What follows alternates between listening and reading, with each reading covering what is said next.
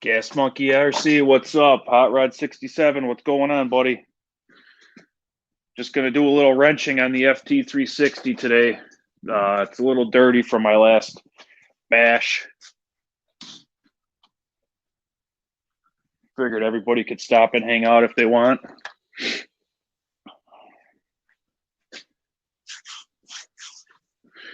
Gonna throw the red billet trans in it while I'm at it too. Just kind of getting everything ready while people start filing in.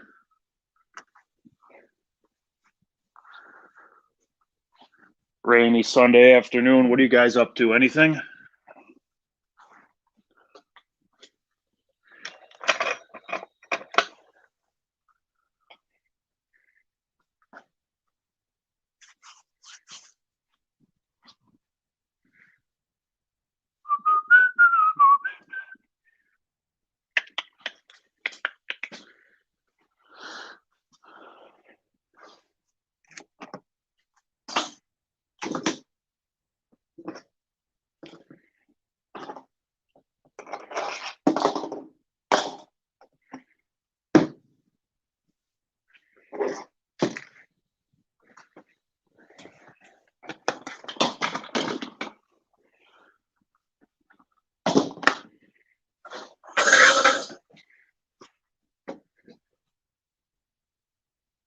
Yeah, me too, man. Bills play today, so be watching the game and doing my wrenching and hanging out with everybody who shows up here.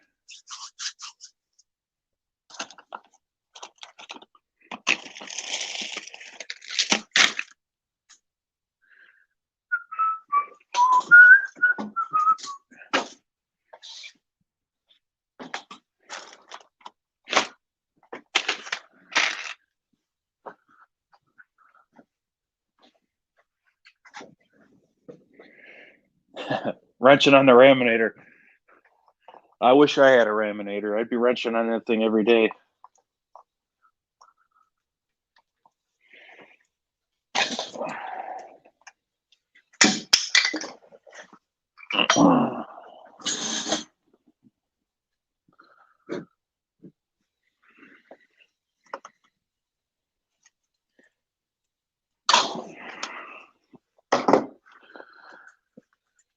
CSO, what's going on, buddy? How you doing today? Good?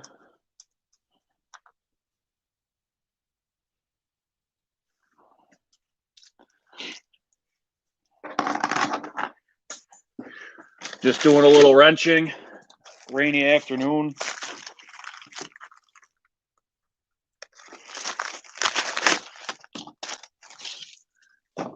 I like putting parts on paper plates while I'm wrenching.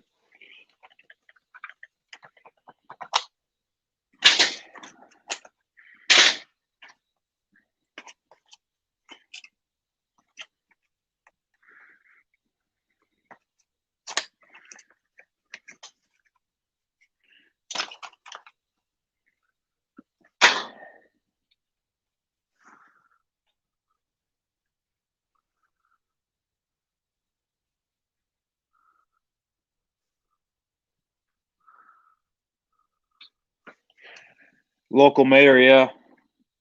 The local city here, mayor races this year too.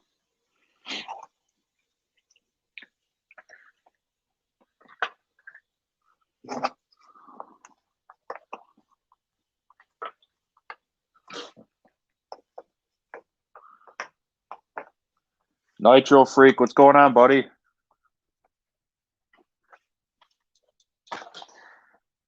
Just doing a little wrenching here, cleaning up the dirty Baja, or the dirty FT, man. Same old, yep.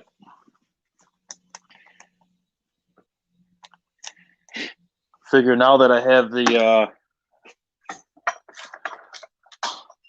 network in the shop, I could start broadcasting my wrench sessions, hanging out with you guys while I do it. Oh, I really cranked that one on there. Oh, there's the noon whistle.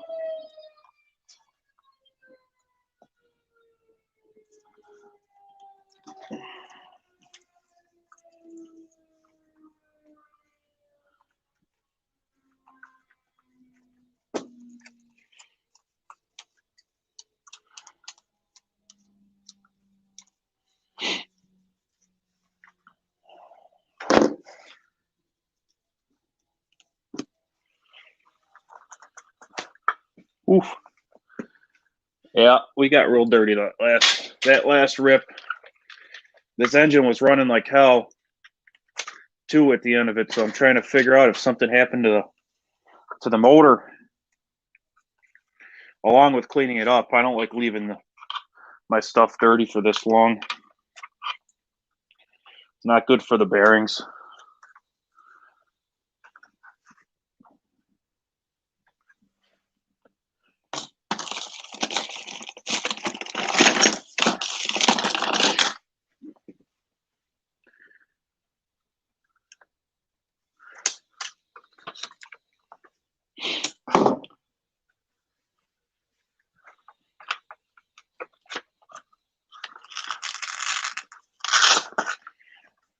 These little tachometers that they sell on Amazon are actually really good for use them on everything.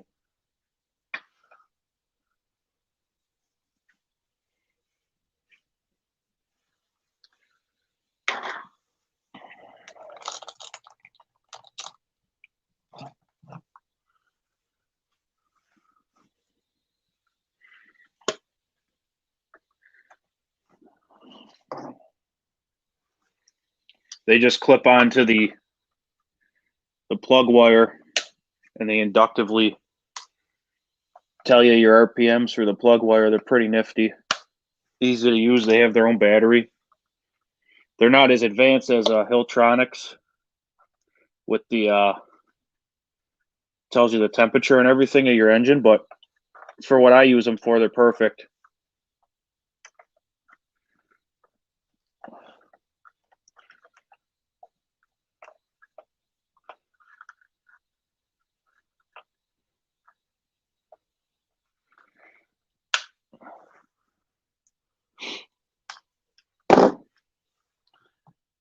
It's a balmy 49 degrees here today. I have the heat running in the shop. Cold, rainy.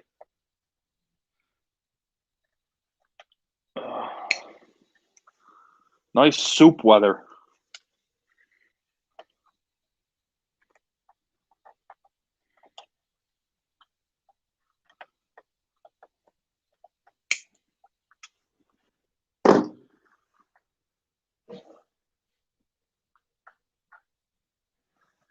Gas Monkey RC, are you talking about the tachometer here? I'm not sure.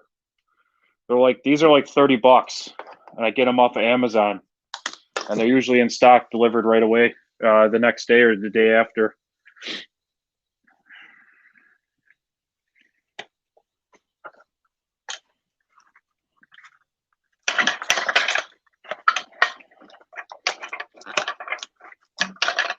Let's see.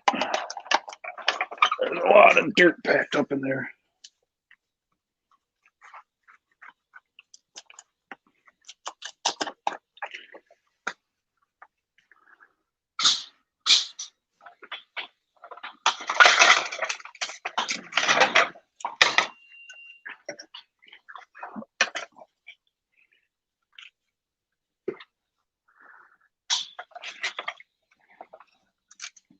Hot Rod, I see Wade got your engines there. They look good. He's moving right along with them, buddy.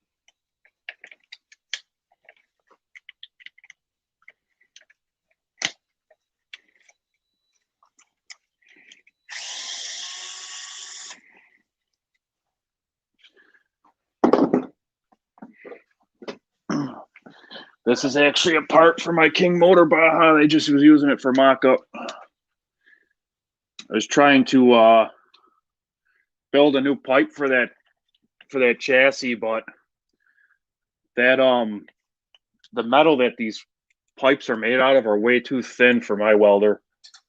I can't get it. It's not sensitive enough. I had the heat, and the heat was turned all the way down, and the wire speed was all the way up, and it was still just burning right through. I couldn't get a good bead on it. Even to tack it, it was burning holes right through. Looked like crap, so I got mad at it and just left it.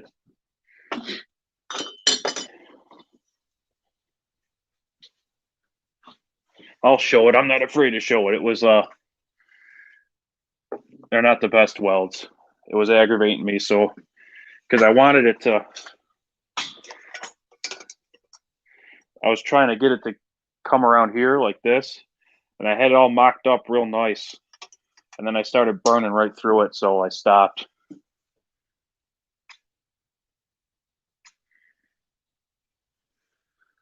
He did a vid this morning. I think he's almost done with your engines. Yeah, that's some crazy porting he's doing with he did it with that 145 engine that he's building, and then he also did it with your 71 hot rod, where he does the hook porting around the intake. So the intake side. I would have never thought to do anything like that, but when you have somebody with his experience working on stuff and he knows how to do it,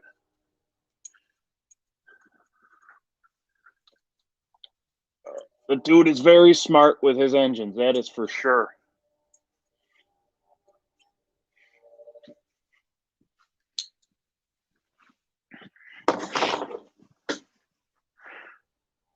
Yeah. And it needs to be tigged, Nitro Freak, for sure. It's definitely needs to be tigged by an experienced welder. I'm just a hobby grade welder, if you would. And I'm gonna show you when I was just testing it out. This thing really does lay a nice bead. It just has a lot of splatter because it's a flux core, but it lays a real nice bead for being what it is. Those are just splatters, but I stitched these two pieces together. Then I welded that. And then I was building on the pass. And that, I mean, for something to come out that nice for a 120 volt or 110 volt flux core gasless welder, that's mint. It's just that it's not sensitive enough.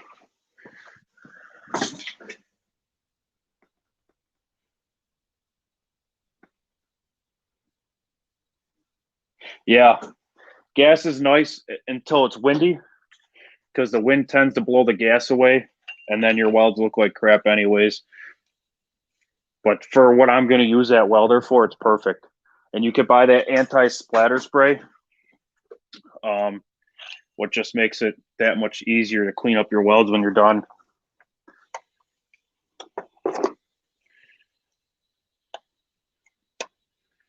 I guess if you buy the Lincoln wire, Lincoln brand. There's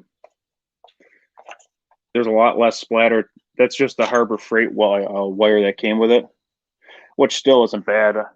I mean, for what I'm going to use it for, it's fine.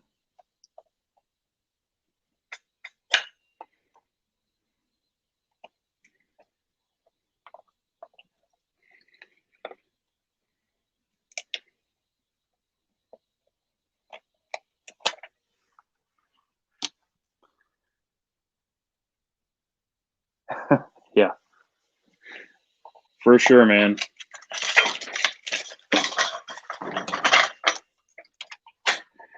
I'd eventually like to get hooked up with a TIG welder and everything in here, but right now it's just not in the budget.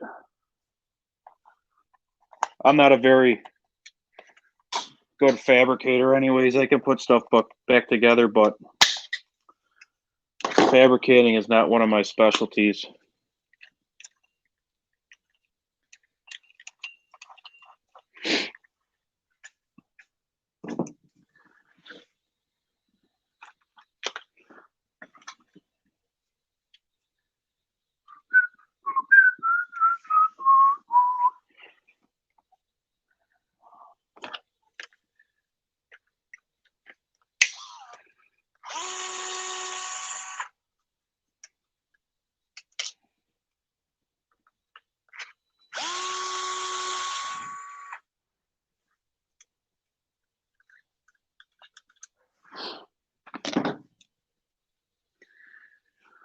Oh,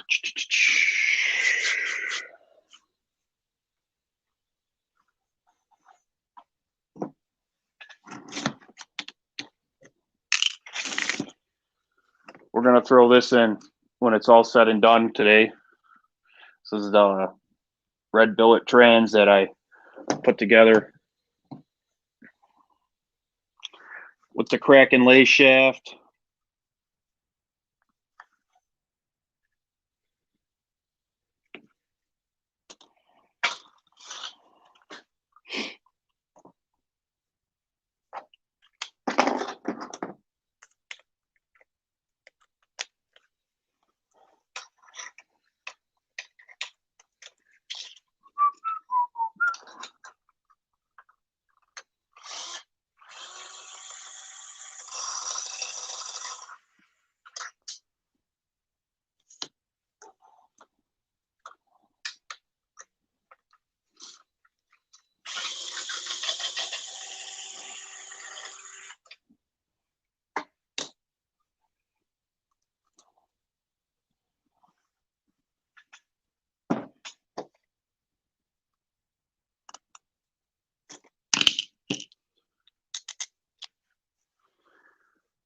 Anybody else have any big plans today besides football?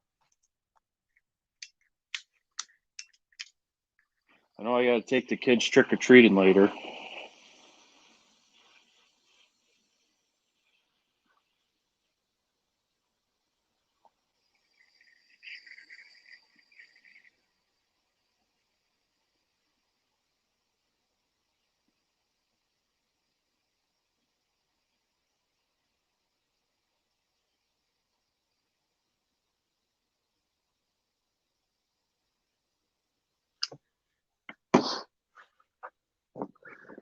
And the sun is finally out, but the ground is soaked. I'm going to mount that 71 on my weed whacker and cut the lawn.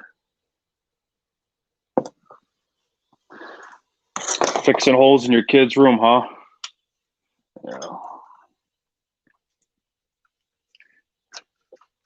Yeah, I hear what you're saying, Hot Rod. I just want to rip, but there's standing water everywhere here. It's literally rained all week. It's been a terrible week with the rain. I wish it hadn't been, but because I had to work out in it all week.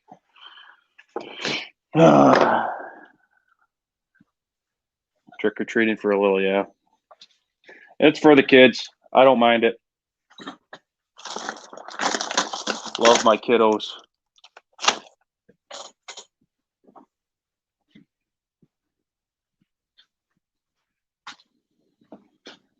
I'm gonna turn Turn the heat down a little bit. Getting a little toasty.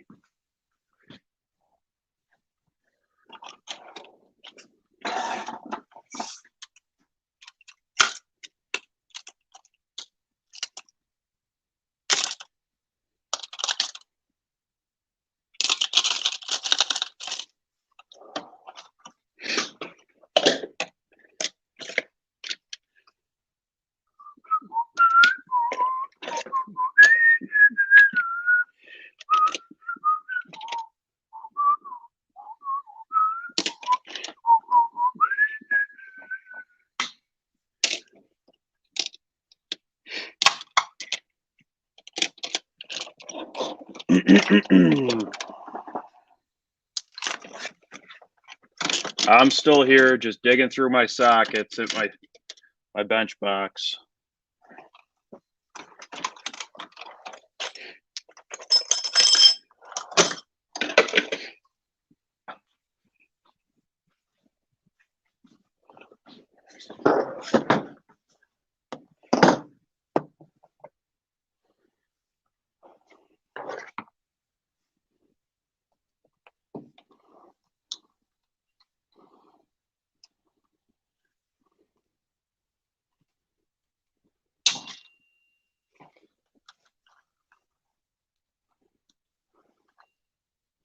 This is the exact reason why I go with the clipless lay shaft. Now, that clip just went flying. I'm never going to find it.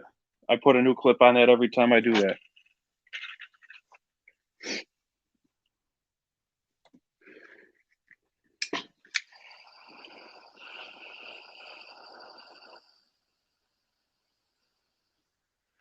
I'm also going to take the heavy-duty clutch bell off of this and put the regular stock Baja clutch bell. And the only reason why I'm doing that is because all my other pinion gears are for that other clutch bell. And this this pinion gear is actually from my XLT. And when that 71 comes back, this is all going to go back on the, put that engine back together, or that truck back together, and then, yeah. Big John didn't like when I did this the last time, but how I like to do it. I'm pretty light on the grip.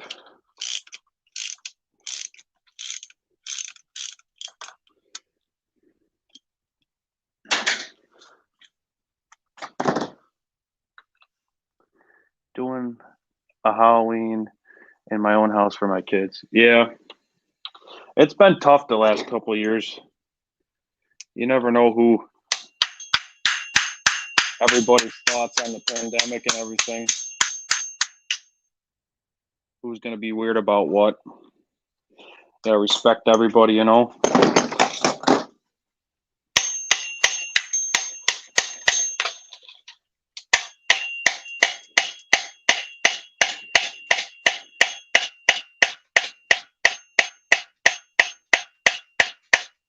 Just popping the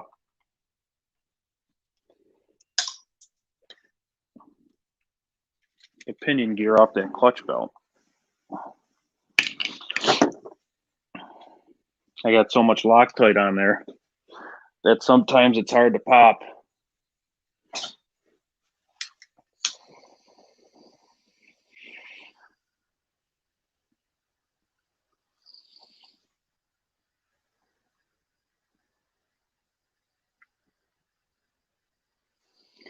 Yes, sir, Jersey Jason. What's up, man? Yep, lots of heat, man.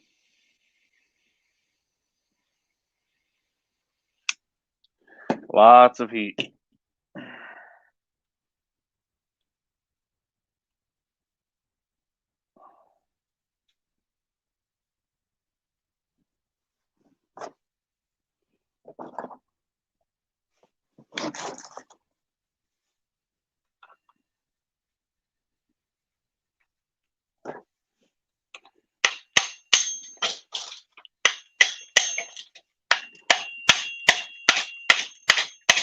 There it is. It popped now.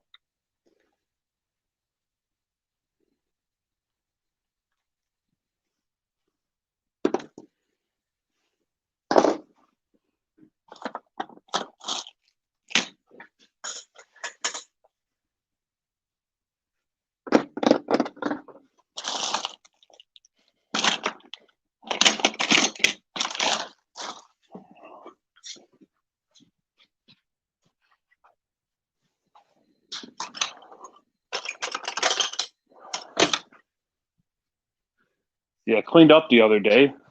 Now I don't know where I put all my tools. They're in the right spot.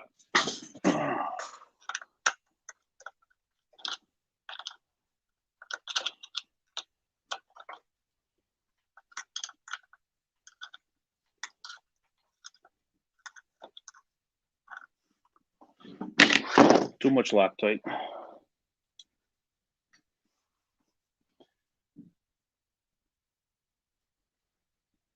Yes, Jersey Jason. That engine went right to Wade the day after that live.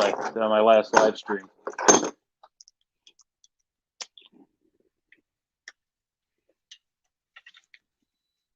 And if you saw the video he dropped today, that's my engine, my red-headed 45 that he's building for me as well.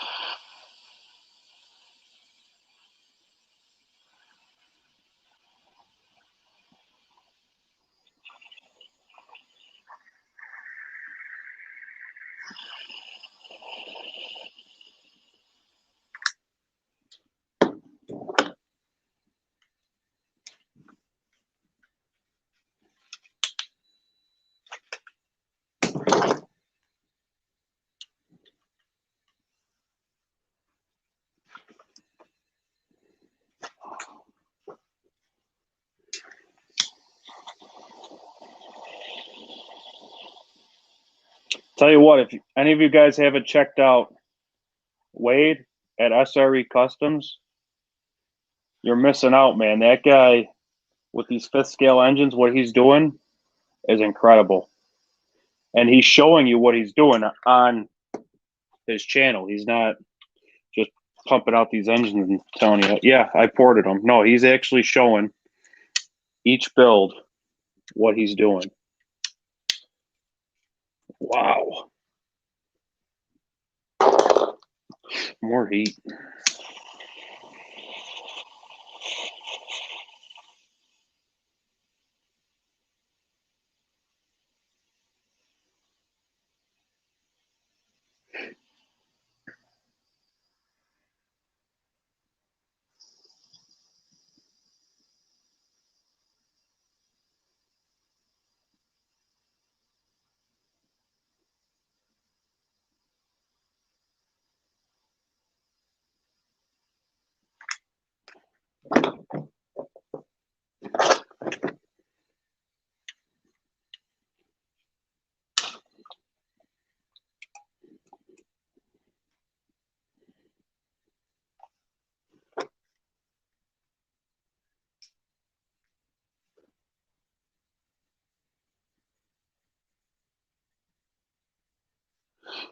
Right, yeah, he's not bragging about anything.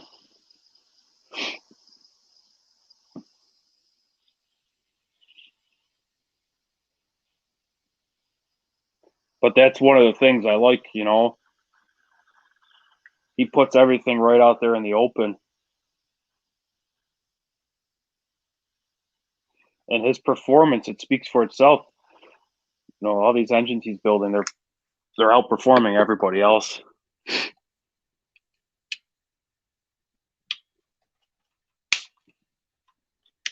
I can't wait to get that 71 back.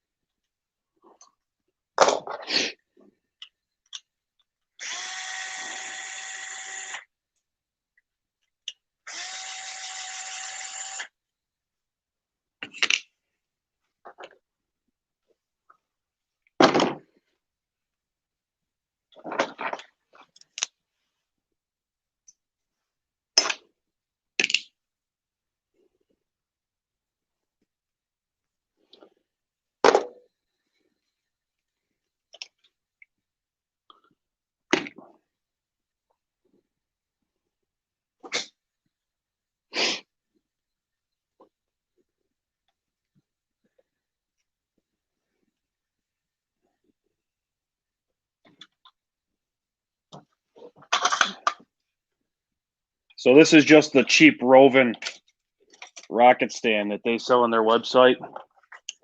It's good for the price, but I don't think I'd ever buy another one. Don't get me wrong, it's decent, but not exactly what I thought it was going to be.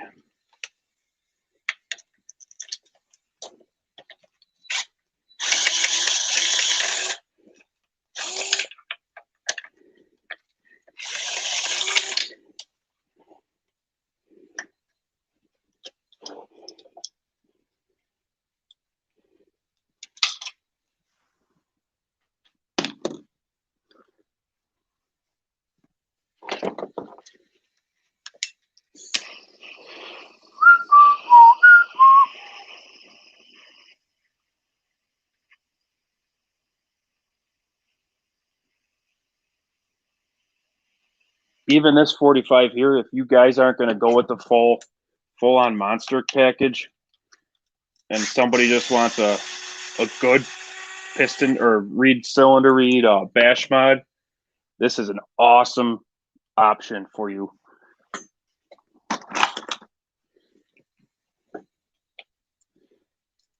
There's still more left in this engine that I haven't fully unleashed yet.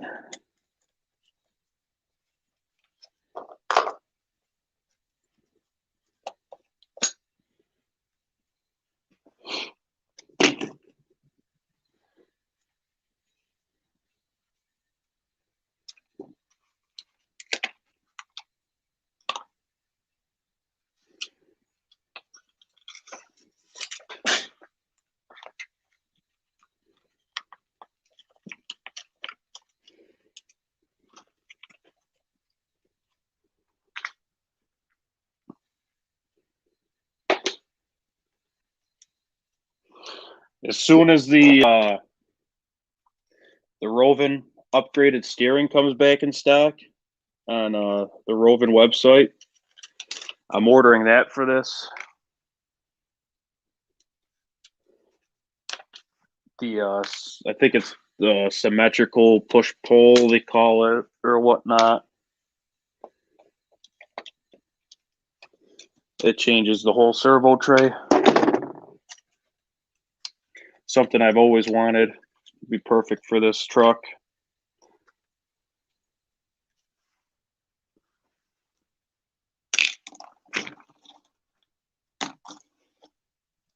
How long you been doing fifth scale? I ask where you learned your thoughts on 50-to-1 mix. So I just started getting into fifth scale a year ago. I was in the RC, off and on for a couple years before that. The 50-to-1 mix, it kind of stemmed from my thoughts on that. It kind of stemmed through like running my own lawn equipment, my leaf blowers and my my weed whackers. Sorry, I'm losing my train of thought, wrenching and talking at the same time. Those have all been ran on 50-to-1. My whole life, all that stuff's been 50-to-1, 50-to-1, 50-to-1, and these engines aren't really any different. And so I started reading up on the AMSOIL, the Sabre, and that people are running that 100-to-1, but that's in a lawn landscaper application on a real low rev engine, because those engines aren't revving past 14K mostly. So I started looking into that, and that people are having success with that. So I figured 50-to-1 mix.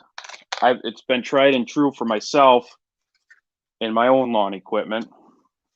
I should try it on my fifth scales. Now, don't get me wrong. When I first got my first fifth scale with my 29cc, Baja, I ran that thing 25-to-1 for a long time. And I just recently switched within the past year to the 50-1. And I think that I can give the engine more fuel without fouling the plug with the oil, because the engine's going to want that fuel to make the power. So those are just my thoughts on it. If I sound stupid, I sound stupid, but those are my thoughts. And believe me, I'm not trying to get nasty with anybody, because I would never do that. Everybody, this is my hobby. Everybody has their own thoughts and opinions on their own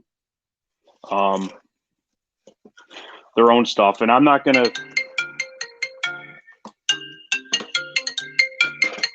One second, guys. The boss is calling.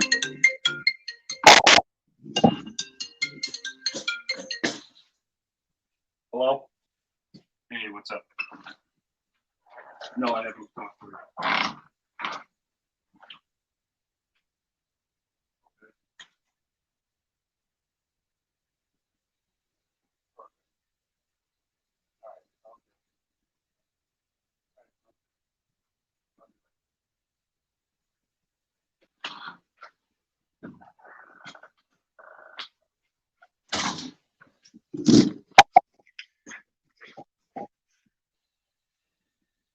All right. I'm back. Let me just make sure that the microphone's coming back through. If you guys hear an echo. I'm back. Let me just make sure that the microphone. All right, we're good.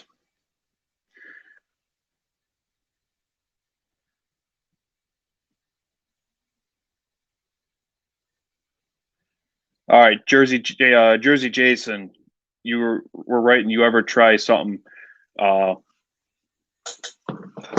then it didn't come through. I was just curious.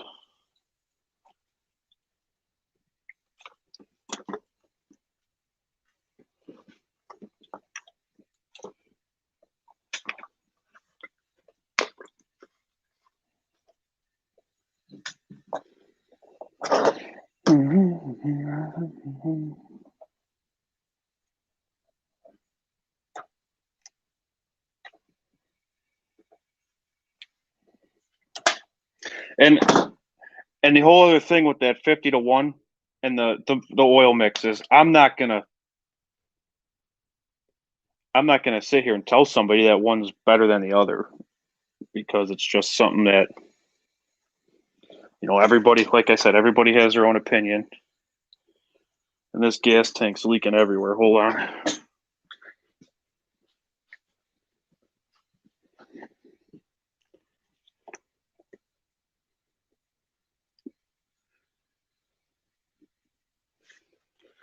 Oy, oy, oy.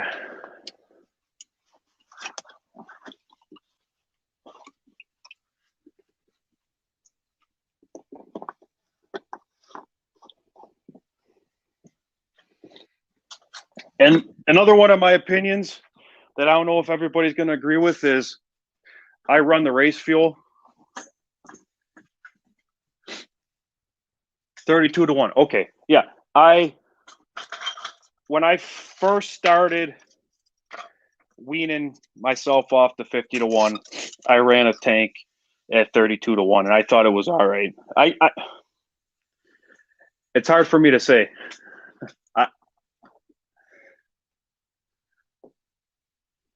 Just like to hear your thoughts. I'm not a fan of 50-1, but it's not my engine. I agree, 28-1 or 32-1. That's right. Your money, you do it. You please. Right.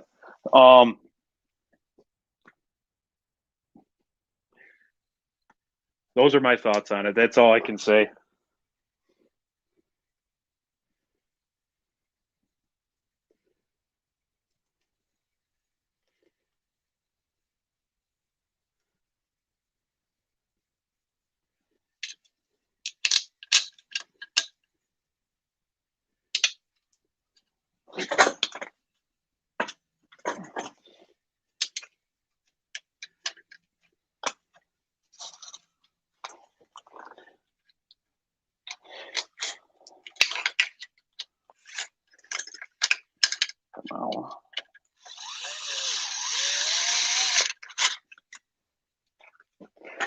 that back on.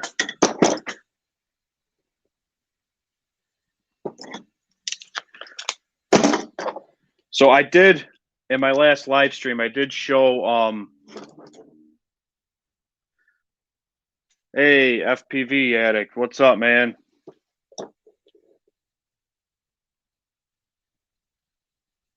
Hey, man, I didn't take that as any disrespect either. I'm just, I've only been doing this for a little over a year, little over a year, so I don't want to cause any issues with anybody, you know? I like sharing what I do. And honestly, when I first started making these YouTube videos on stuff like this, I never would have thought anybody would want to watch them, and people are actually watching and subscribing to me, which is great. I love it, you know? But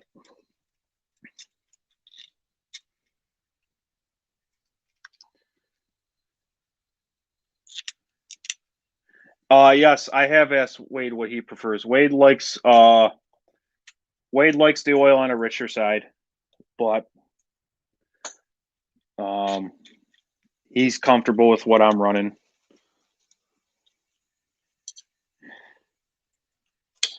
Honestly, I think a lot of what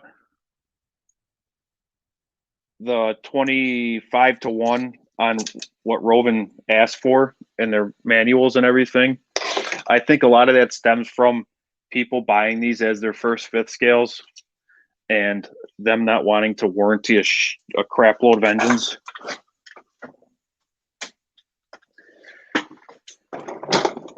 So they do it as a safe operating standpoint.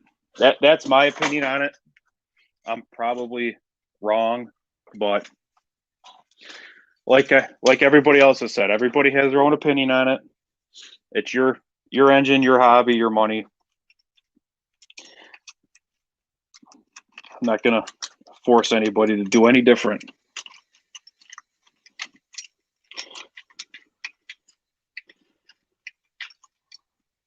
We all share the same interest, and that is internal combustion gas RC and or nitro, because I still like nitro. Nitro is my jam still.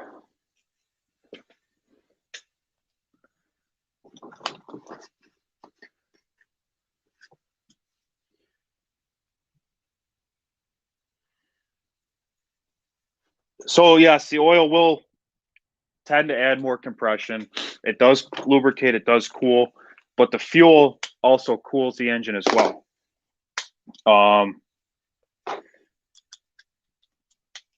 That's one of the reasons why I don't really like that shorty Q chassis. I know a lot of people like that.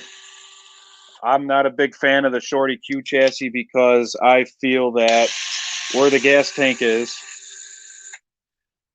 that fuel is getting a lot of heat off the engine, and I'd rather have cooler fuel than heated fuel, because that fuel oil mixture does cool down the engine.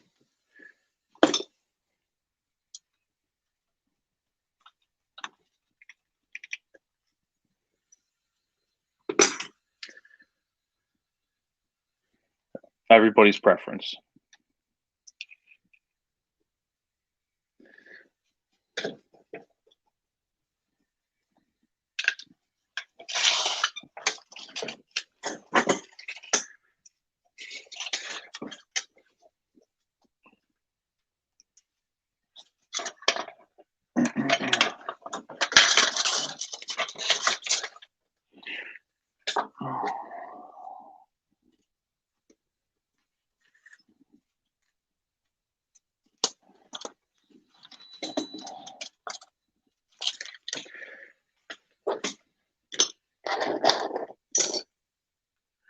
What fuel are you using? I am using VP-C12 out of the pump. Which when they put that fuel in the pump, they do dumb it down a little bit. The race fuel out of the pump, they dumb it down a little bit just for the fact that race fuel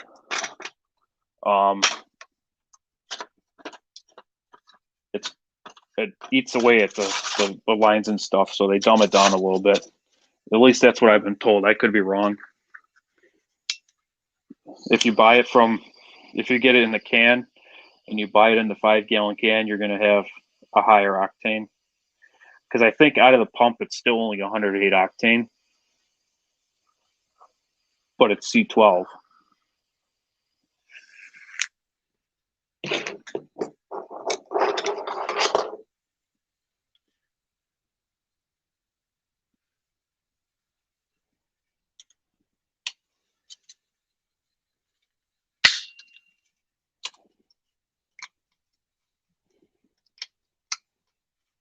But even before I started using race fuel, I always ran 90 ethanol free because I always have a 5-gallon can of that around.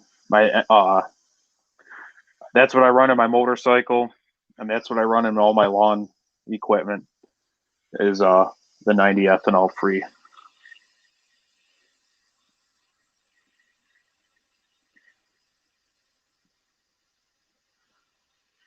But one thing I also feel, what octane Wade prefer?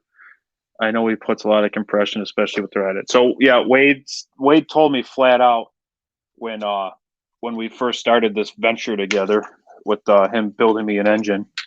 He said that I got to run a race fuel to fuel that compression. He flat out told me.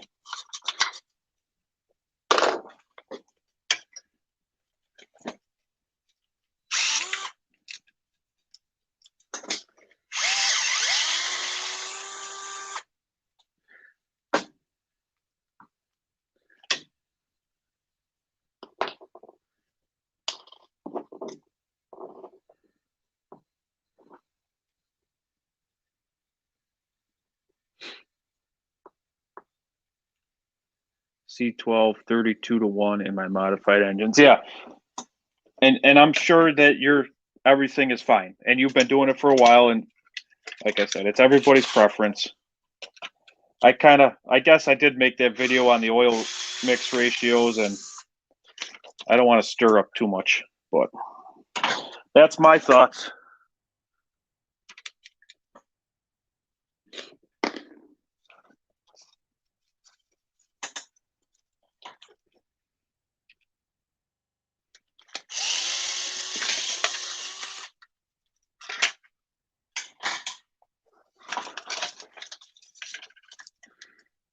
The engine is out.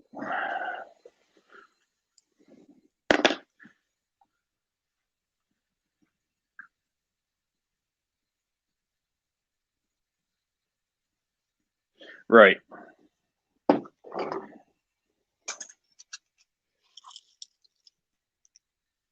Got my bird's nest. Vacuum that up later.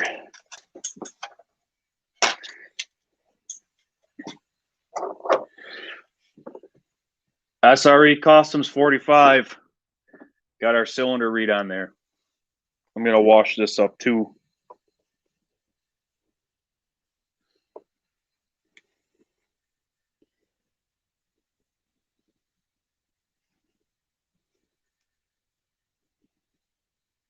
I got to take this off.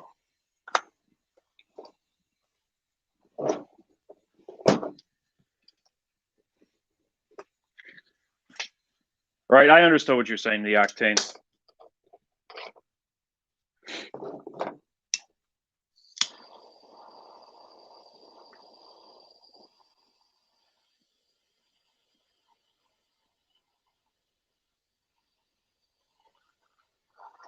I do like hearing everybody else's opinions too, because I am, like I said, I've only been into this for about a year and a half with the fifth scale, so I do like hearing everybody else's opinions on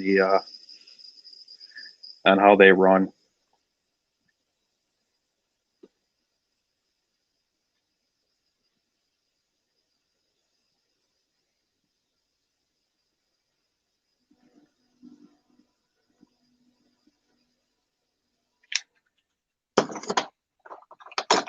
What clutch you got? So this is a TMR 10K clutch spring in here. from Rovan RC on just a standard clutch.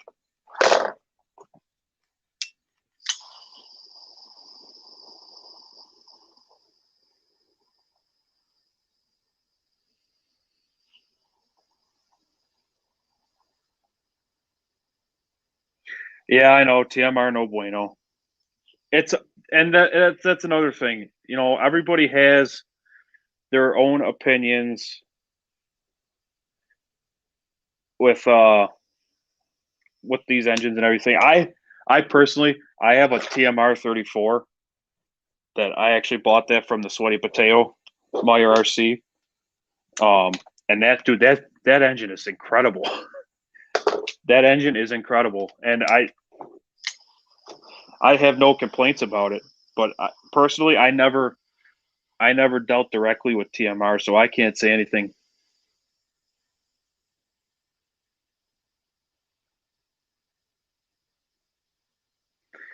I snapped a lot of those springs, but good if don't snap at 95. DDM springs are garbage.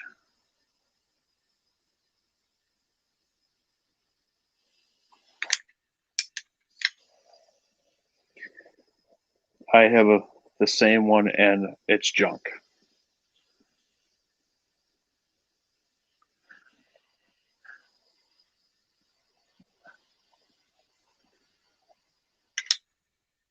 I like the 9500 UFC and the 10,000 Blackbone FS clutch shoes.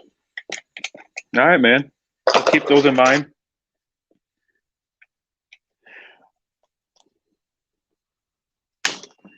He built me a 34 engine like Sweaty Potatoes, and after 2 gallons of running it, rolled the piston ring over and will not hold an idle. Okay.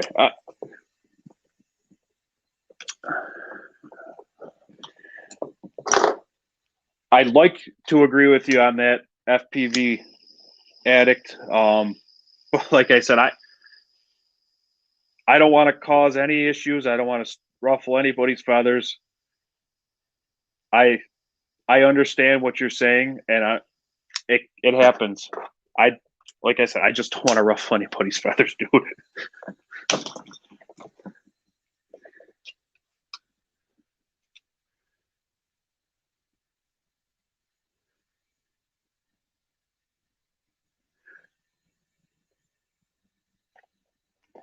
Now, if you're saying he charged you $550 for a stock engine, that's a different story. But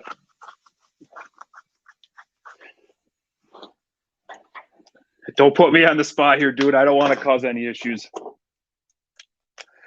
I like watching Jeff's stuff a lot. Jeff does real nice, clean builds. I know Jeff isn't TMR only, but I talk with Jeff often, and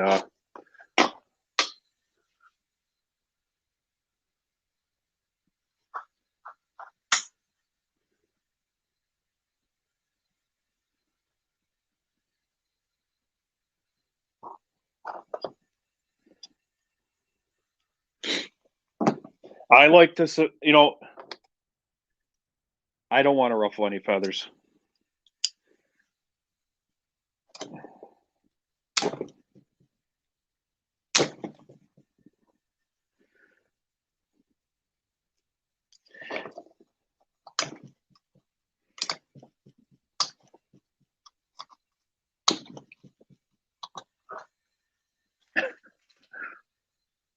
What's up, Pyro? RC Pyro 1.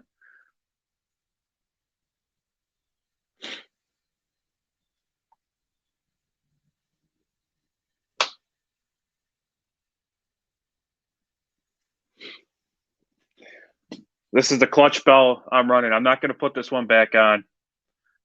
This is the HD clutch bell. I don't have any other pinion gears for it. Just a 19-tooth pinion gear off my XLT. And I'm going to be putting the 71 in there, so I'm going to get it all back together.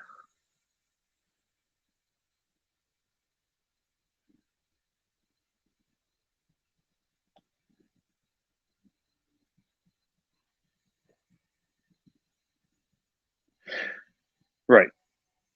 And, you know, the work that Wade's doing is amazing. So I don't see why anybody would want to not want to give Wade a try. And he'll stand behind his work. If you're not happy with it, call him up and he'll make it right. You know,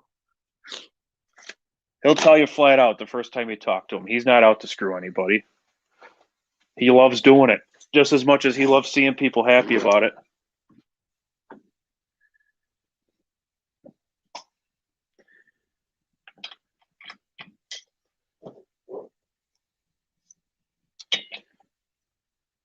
So I want to hear everybody's opinions on this because there was two of my subscribers that were talking about this the other day, and my thoughts on the fan shroud are as follows.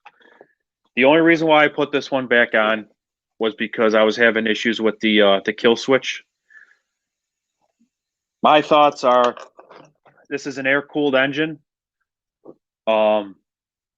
Yes, this is meant to direct air over the head and cool the head, but my thoughts are that the heat is going to rise to the highest point, and with this covering the head, your engine temps are going to shoot up.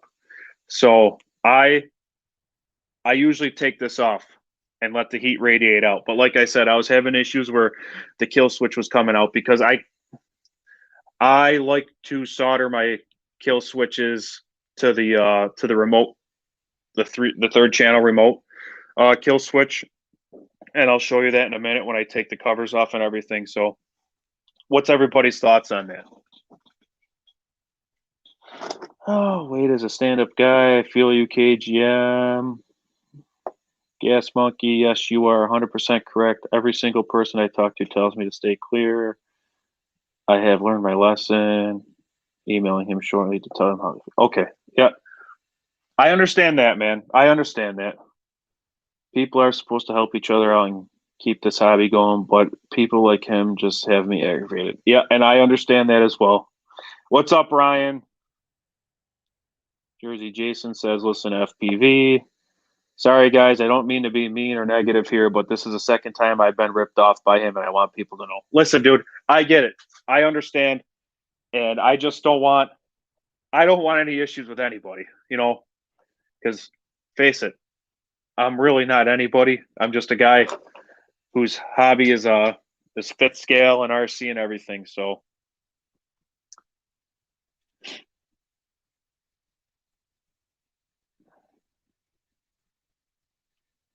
I don't make videos, but I have been in this hobby for well over 6 years. I want to give him a shot and learn my lesson. I might make a video. All right. Keep on because the fan does cool well. If that's the case, run a lighter flywheel with smaller fins. RC Pyro, are you saying that if I take this the cover off, run the lighter flywheel, or if I leave it on?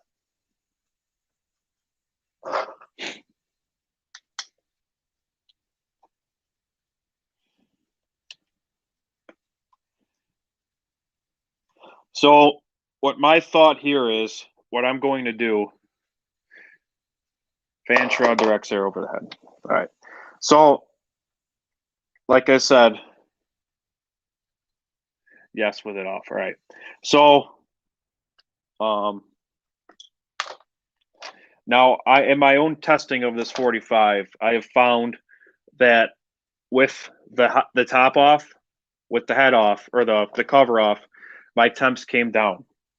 Not significantly, but they came down to a happy point for me. So what I was going to do is I was going to just take and cut this from about here over. So that way the air can't escape through here. And then this is on so the air can't escape from here, and it'll still direct air towards the head and then over, but it'll keep this open. So that's my next thought on this, because I agree that it does direct air over, but I think that the top of the head where the highest point of the cylinder. I mean, I know these fins are meant to radiate heat away and everything like that. So that's my thought on this, and I am listening to every single one of you on this. Don't think I'm not.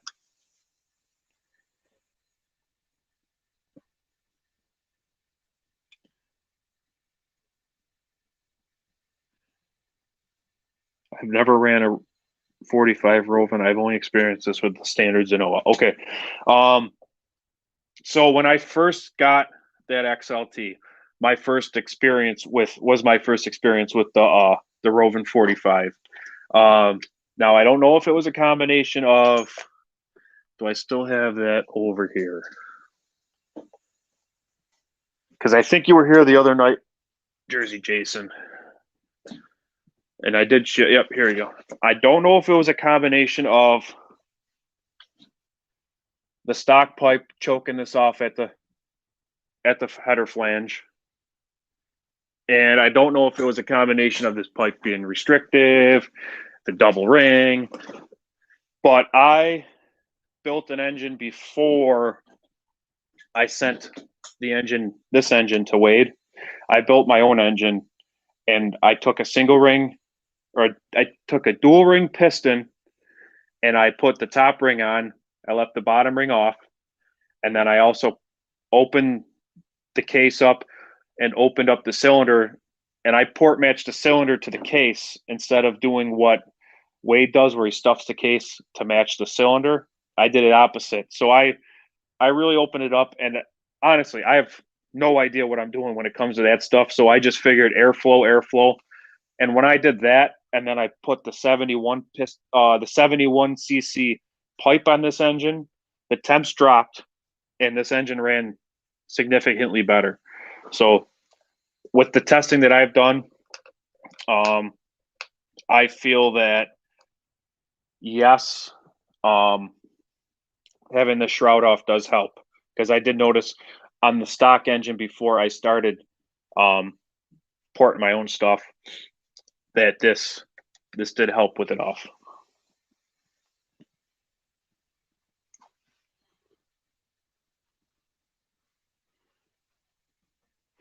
No, you're good, man. Don't apologize to me. You don't know. You're not rambling. And actually, Steve West, I think is his name. He's the one subscriber, and he suggested cutting this. And I agree. I think that'll work, and we'll test it out, because the engine that Wade's building me right now is it's a 45, but he cut the head off, put the red head on it, and that's not going to have a shroud at all. But it also has a giant cooling head that's going on it as well.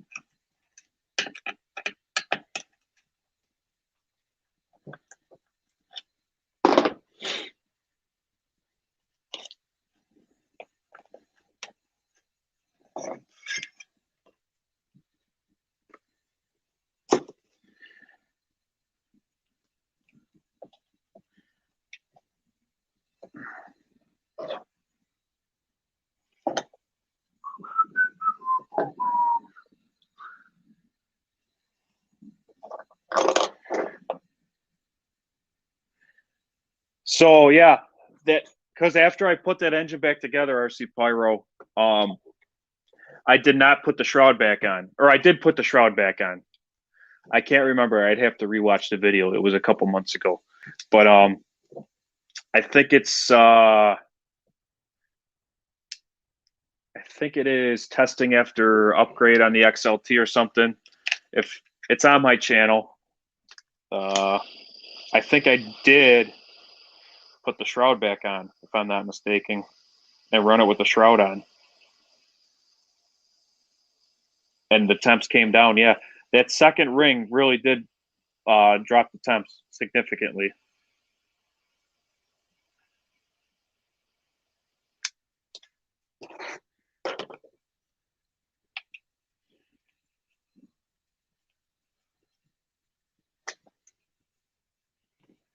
So, yes, that second ring does cause the friction and extra parasitic loss and everything. But Wade was surprised because the ring is what dissipates the heat to the cylinder.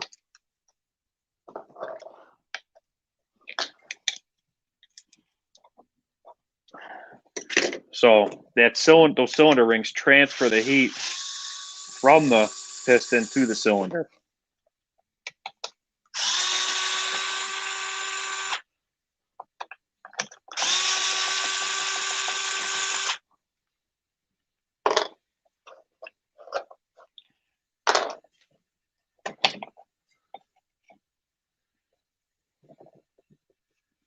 And what I also did is Wade vented this for me, the pull start, when he had it at his place, because there's no airflow coming through here for this fan to pull air in.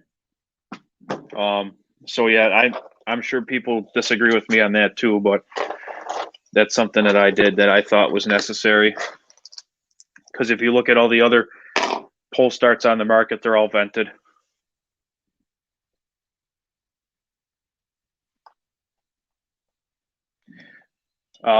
Yep, you can see the TMR spring. The hooks are facing out. That's how they're meant to be put in, with the hooks facing towards the clutch bell.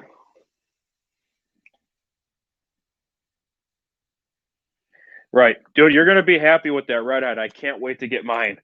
And the whole thing that I like about that is being able to adjust the height of the dome and change your compression. You could be running, if you want to run pump gas one day, you can run pump gas. If you want to blow the doors off of somebody, you can run race gas the next day.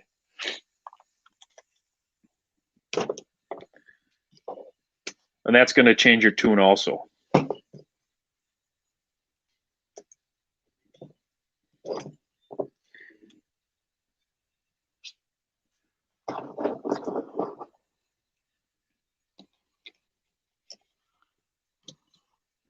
So here's what I was talking about. I solder, because some of these kill switches come with the blade connectors soldered. So I just solder onto those leads. I cut it and solder onto those leads. And I did this one late at night, and I wasn't thinking, and I forgot to put the shrink tube on and everything. So I just taped this up, and yeah, we'll leave it at that. But that's going to change soon anyways.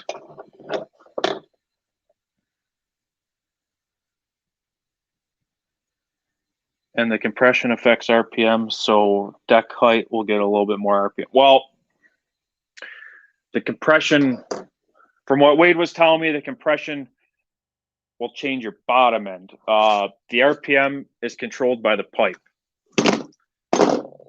as far as what I was told.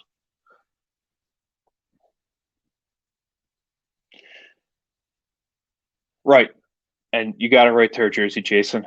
I don't have to tell you twice.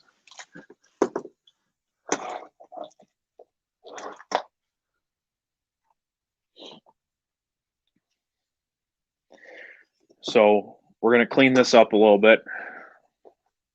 And honestly, I just spray these down and I cover all the orifices up and just soap them down with soap and water. And then I'll let everything dry real good, blow it out with the gun, with the air gun.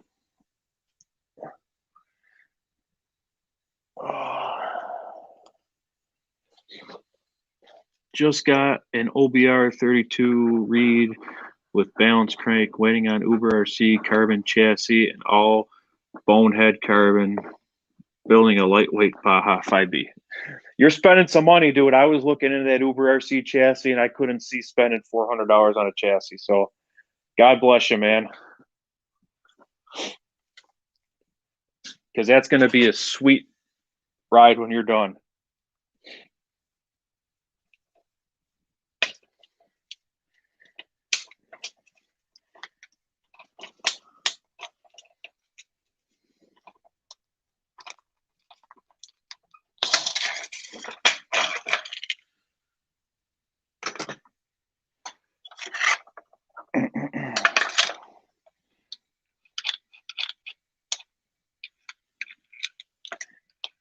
There's also something rolling around in this stock tranny that I want to look at too.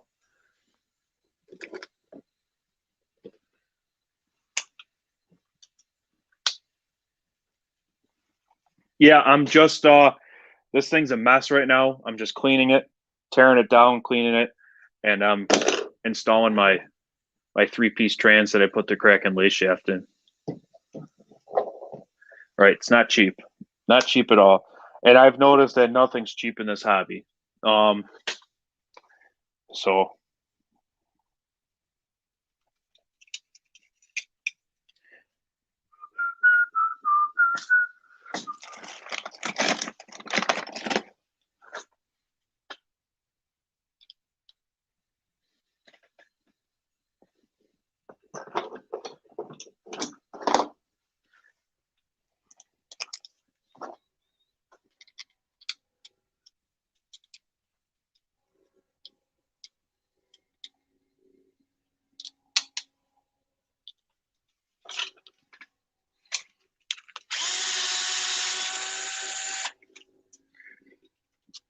I gotta change these screws out too from the upper shock mount, the upper shock tower.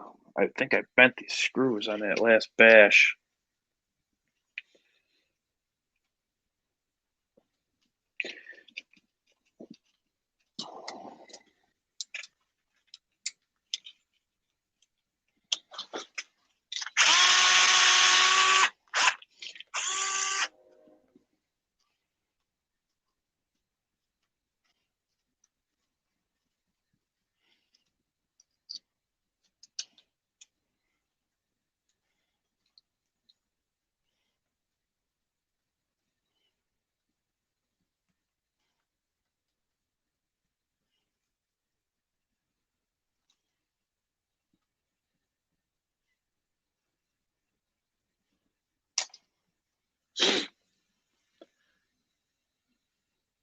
Teflon, all right, nah, very cheap. Is the Kraken lay shaft reverse thread? Yes, the Kraken lay shaft is reverse thread.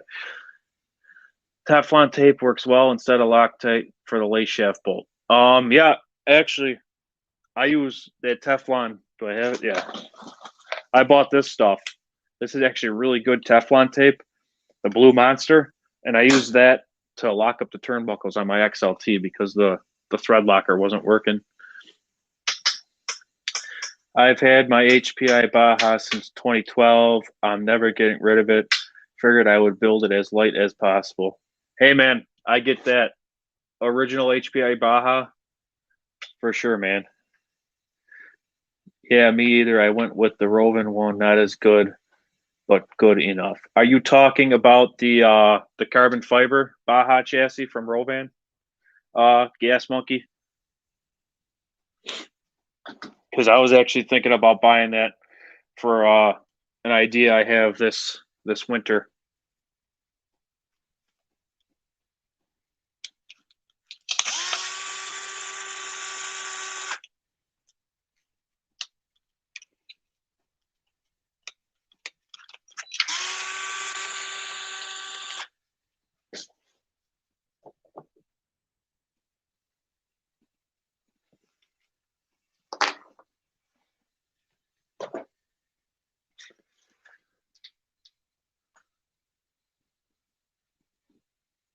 Rovan carbon fiber is heavy.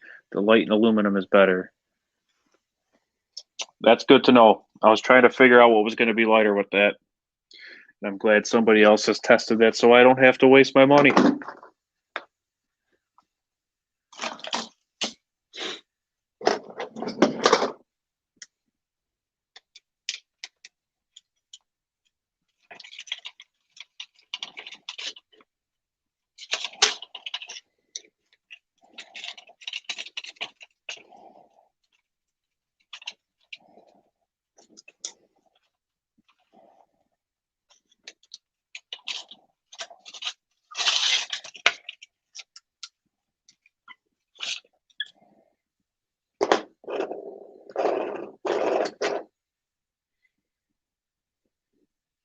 I like to run these in a drill and just polish them up a little bit.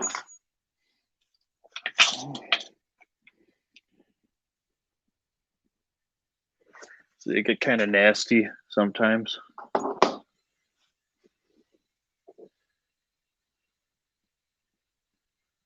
$400 grams on that Uber RC chassis. Stock is like $780. Wow.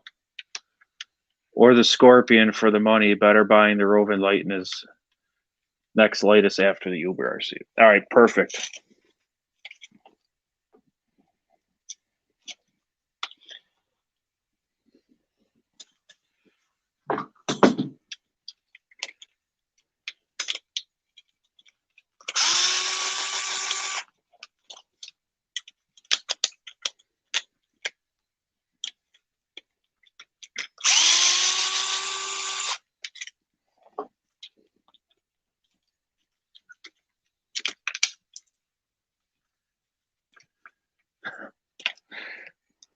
My buddy Fifth Scale Ripper just texted me. He's got that printer up and running again. 3D printer. He's making some cool stuff.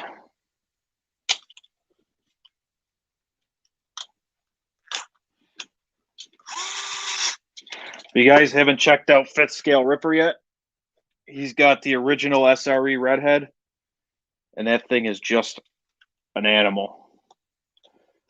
Wade built my engine and his engine at the same time. He built our cases the same, but he ended up Fifth Scale Ripper has the original Redhead from SRE.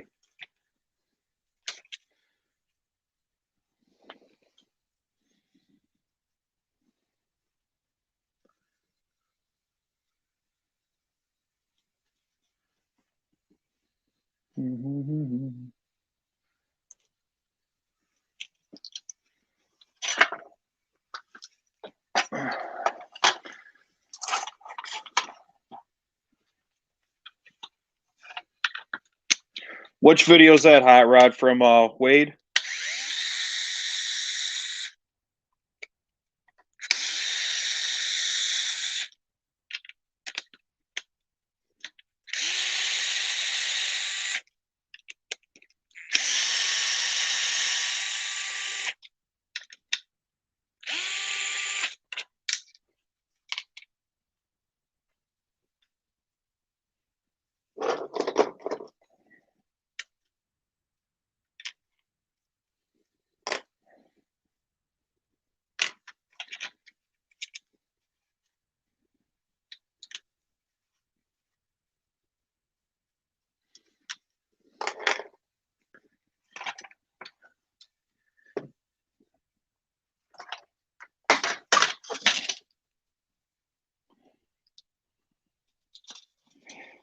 Now, I know a lot of people don't like running the boots on the axles.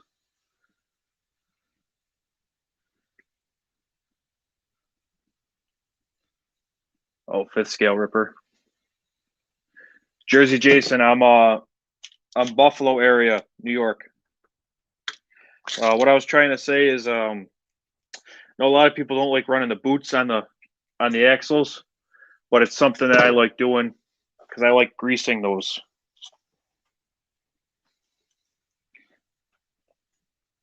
I know it causes drag and everything, but I'm not too concerned with that while I'm bashing.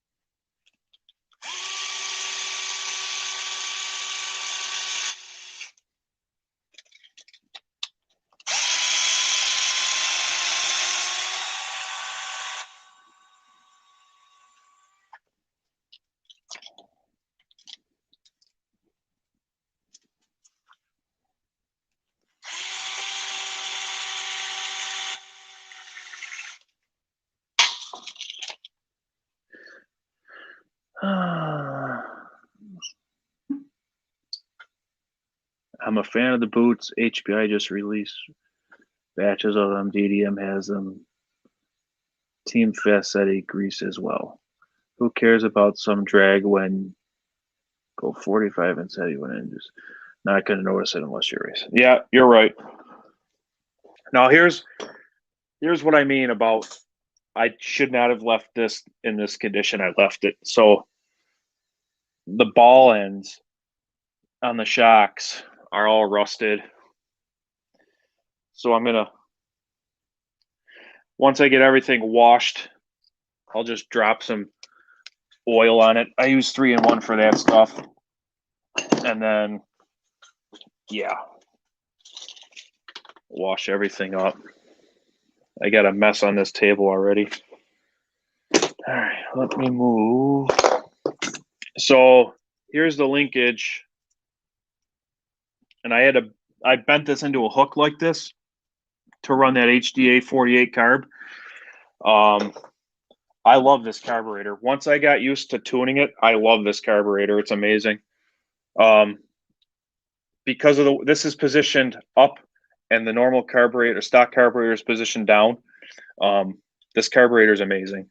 So I just bent a hook into the throttle linkage, and then I got to take this plastic clip off. Set this engine over here for now. On my other bench, I appreciate everybody checking this out too, because I like picking other people's brains as well. I like having somebody to talk to while I'm wrenching.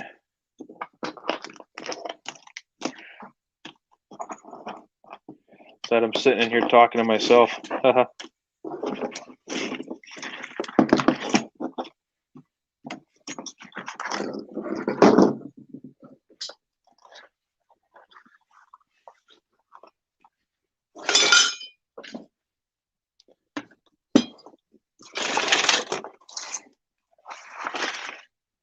That's why I like putting the stuff on a paper plate, because I can just gather it all up. I know what's on that plate. But if I lose a screw or something, I have plenty of extra screws. Like these two here. There's plenty of extra screws.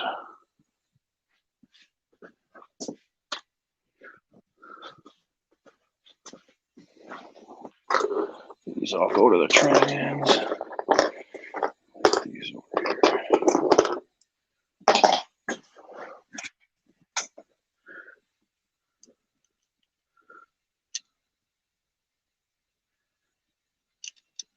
Boots help hold grease and keep dirt out. Yes.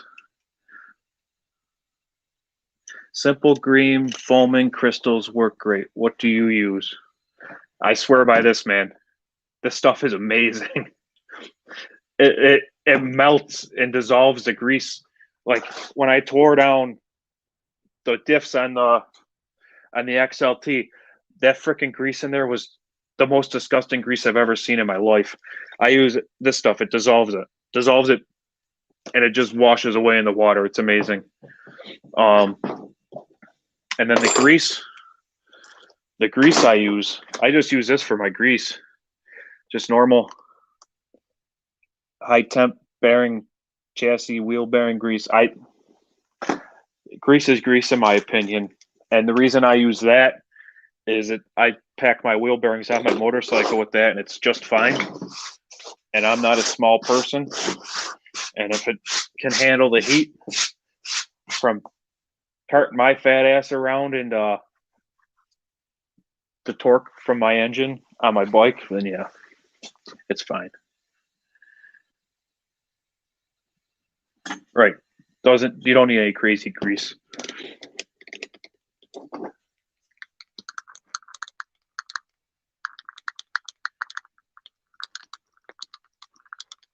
Can you hear that?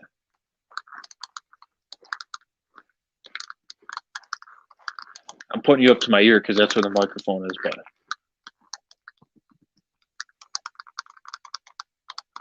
either that's slop in the gear or yeah, crunchy. We're gonna tear this open. I want to see what it is. SRE already destroyed my tires. Let's see if he destroyed my transmission too.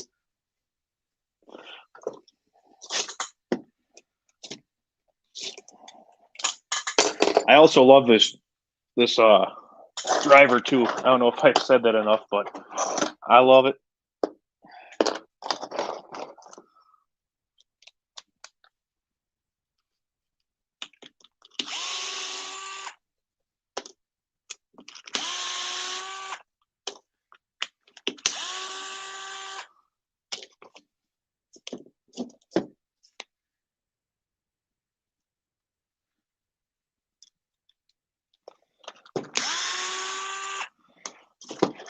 Well, that's nice. I've never seen that before. That's snapped. That's not from me.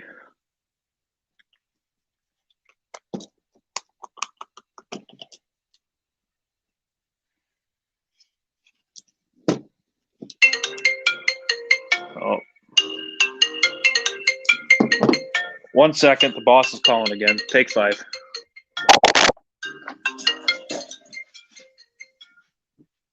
Hello.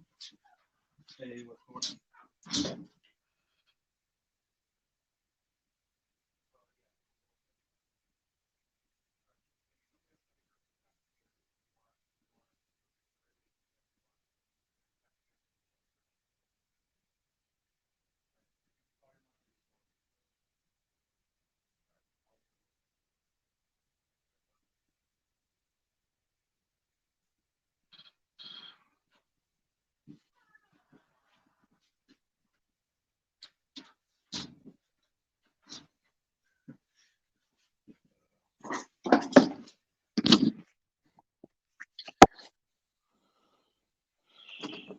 All right, I'm back.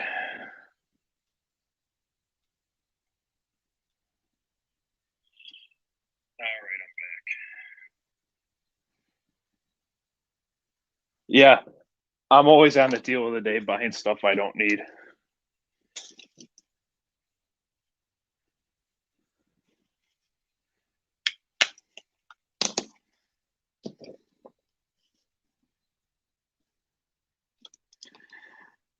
Everything looks good. I mean, I don't see anything out of the ordinary. This bearing's fine. That bearing's fine.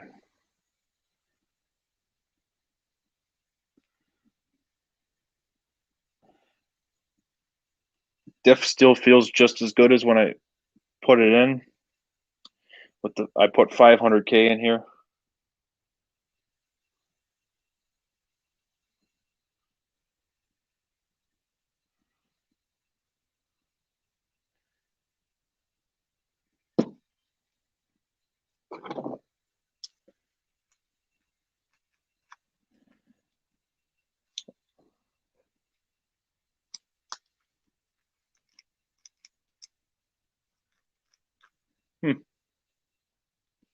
Honestly, it all feels good. I don't know, maybe because this screw broke that it just there wasn't enough pressure on the idler gear. I don't know. Everything looks fine.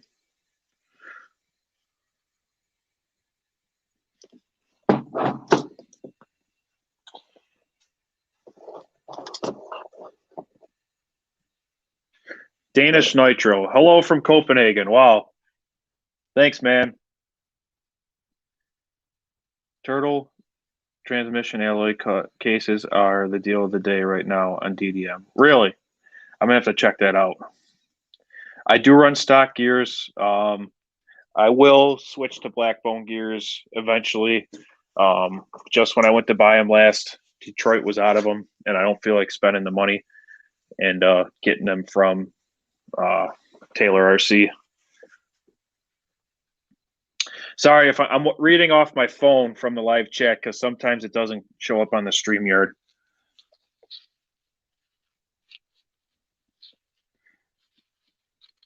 $300 on DDM. I make a weekly donation to DDM and Rovan RC. Don't feel bad. I love the DeWalt driver. The gyro is a little hard to get used to, but what I like about it is if I'm tightening something down and I have a real loose grip on this, when it reaches taut, it'll just suck it out of my hand like this. Excuse me.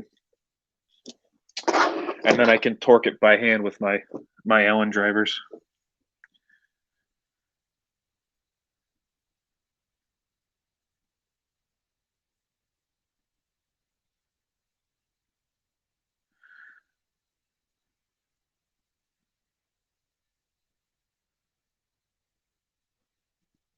Yes, I have seen videos of people putting tune pipes on chainsaws. That's pretty cool. Actually, I follow people on TikTok a lot, or TikTok, whatever. And there's a guy on there who tunes chainsaws and ports and tunes chainsaws, and he was running, what the heck do they call it? Steel makes it. It's some kind of computerized ignition system that Steel runs, and it's basically like fuel injection, but it's carbureted. And if somebody, Mtronic, that's what it's called, Mtronic. If somebody could get that technology onto one of these, I think it would be slick. So that's one of my ideas. I've been searching eBay for one of them, a blown up saw that I could take the Mtronics off and fit it to one of my RCs. Friend GP6 is 5% off at Detroit. Where is my pen? Here we go. Friend GP6.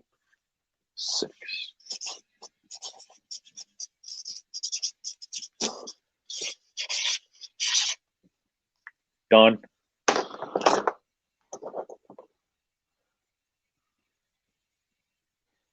I think it's funny that a couple of times I put the DDM code in, and it's like, congratulations, you saved $1.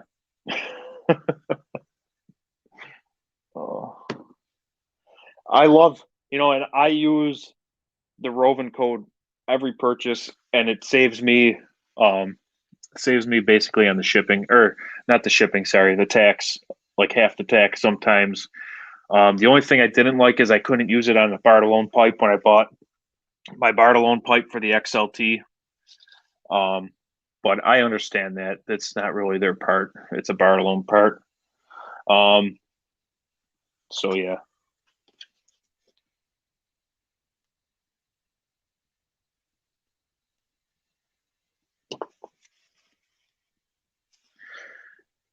Yeah, this transmission isn't in bad shape. I don't know what that noise was, but we'll put it back together and I'll just re-grease everything.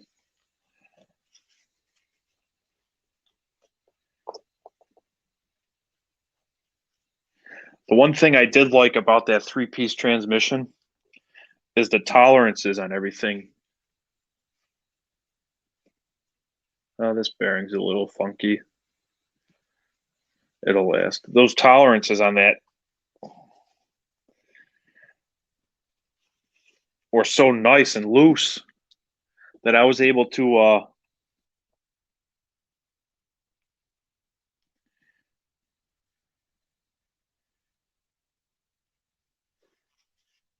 HBF code. I use DDM and it's 5% off as well. The code DDM, it's 5% off.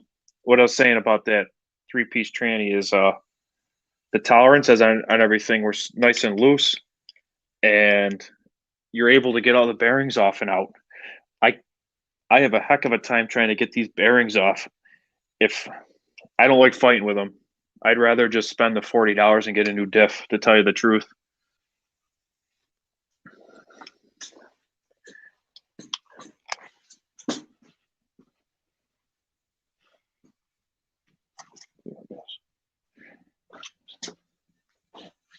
My little grease gun. Thank God for kids. We get these from the doctor's office when they get to take medicine or something.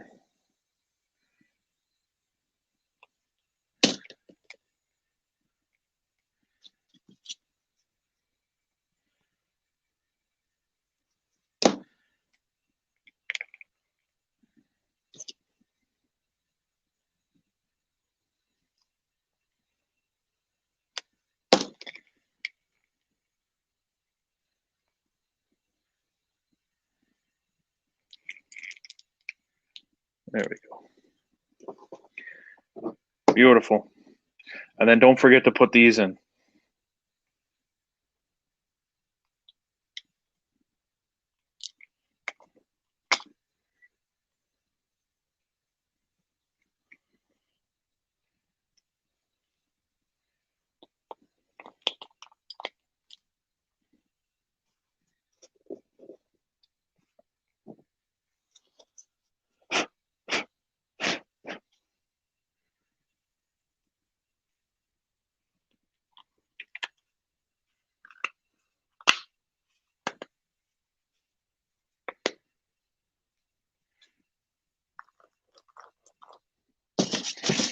I'm not too overly, excuse me, I'm not too overly concerned about that that broken screw. I think I'll be okay. This will just be a backup trans now anyways.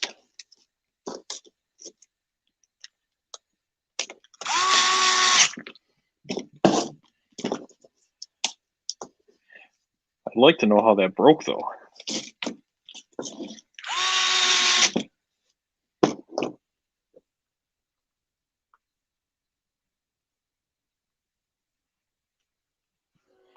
Seems fine.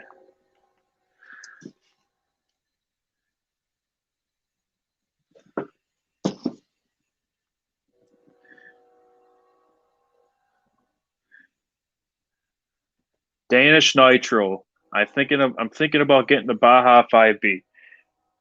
I would say that would be a wise decision. That is my favorite fifth scale by far, is the Baja 5B, for the cost effectiveness of it and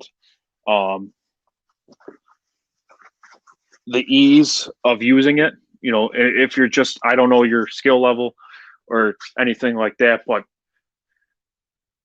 if you're just starting out or it's your first fifth scale, absolutely, I recommend the Baja 5B.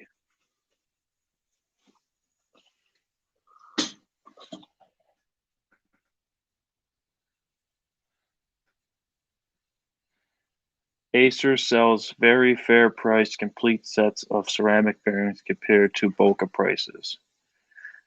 I'm up in the air about the ceramic bearings. A full ceramic, definitely not. A hybrid ceramic steel bearing, I'd be willing to use.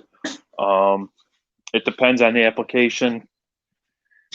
We were talking about putting those in the engines and the crank for the crank bearings. I'm not sure what about that yet.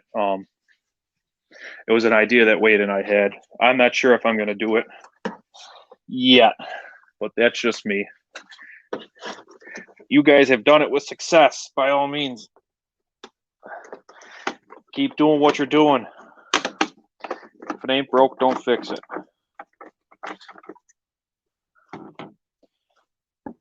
So you guys that run Blackbone gears, does it really make that much of a difference? I know when you're running that much power, I'm sure it does. But my thing is now, I'm going to run just the stock gears until something breaks.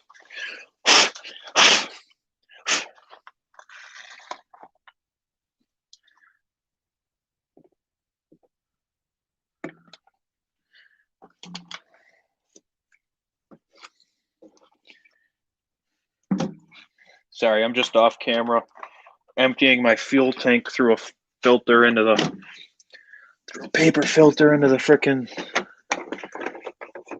my transfer can, my mix can.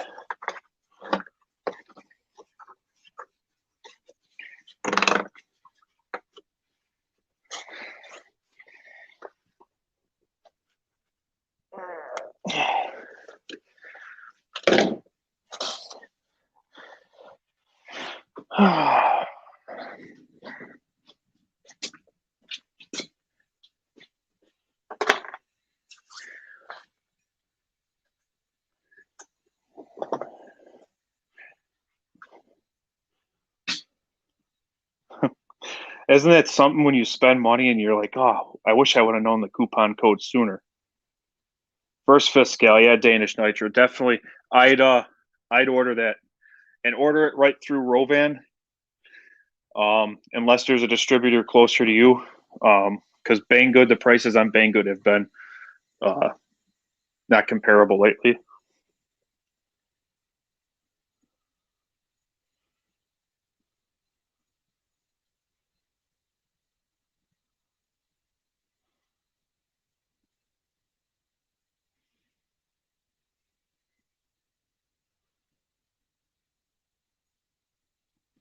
So RC Pyro, what I use when I rebuild my engines, so I rebuilt, hold on, I got a balancing act up here on my top shelf.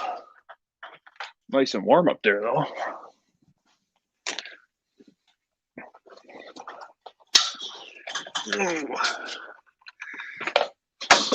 Uh-oh, there goes my welding helmet. I rebuilt this engine in this King motor. That was a stock King motor 30.5, and I bought that from Dan, and he got it as a return, a factory return back to him, and he sold it to me at a discount. Long story short, I bought it, got it home, tore it down. It was all covered in oil. There was oil everywhere, so I tore it right down, tore the motor down, and I wanted to make sure that nothing was bad inside. And I ended up porting that, and that's the engine that I call the dimple port, which is, if I'm going to toot my own horn, I did a good job on that engine. It runs really well. But long story short, I put SKF bearings and seals in that just because they're more readily accessible. I've ran Nachis before. I had a Suzuki Intruder, and I ran Nachis on the front wheel bearings for that, and I liked them. But yeah, I like the SKF or Timken better myself. If you have an alloy transmission case, the stock gears are bulletproof. Are you talking this case, RC Pyro?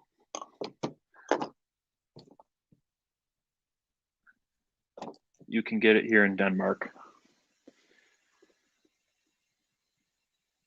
I use them in my platform stuff, though. Hang on, let me catch up on this, guys. Sorry. Yes, black bone gears are really good. Once I start breaking more stuff, I will eventually go to black bone gears. Guru, what's up, buddy? Hit the thumbs up. Thanks, buddy. I like that. Yeah, I love SKF bearings. I'm pretty sure SKF and Timken are the same right now.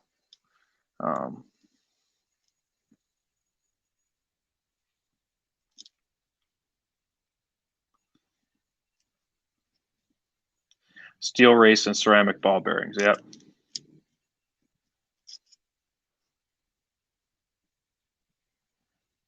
Foundry RC, what's up, buddy? Big John D, what's up, everybody? Everybody's starting to filter in now. That's great. I'm not staring at my phone. I'm trying to read the chat.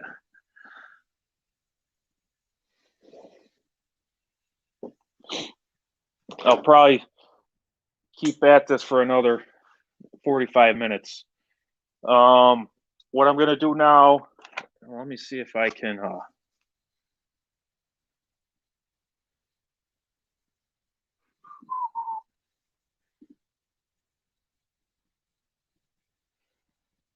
I'm going to try something here.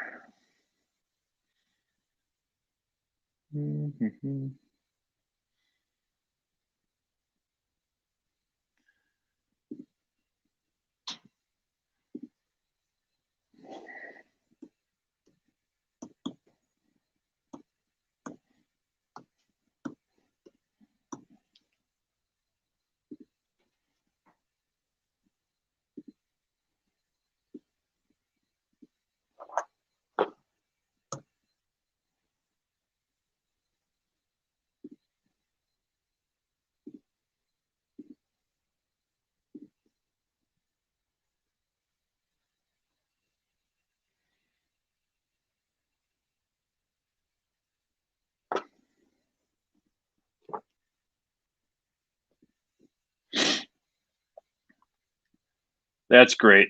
I like seeing everybody in here. I'm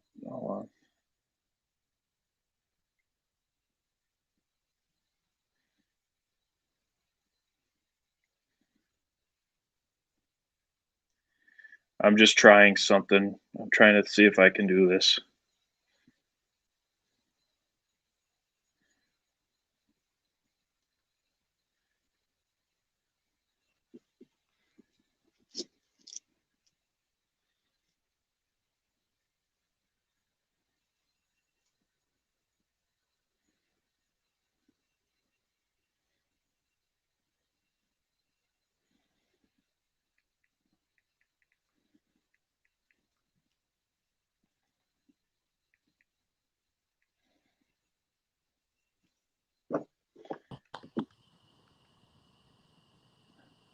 This is weird. Uh-oh.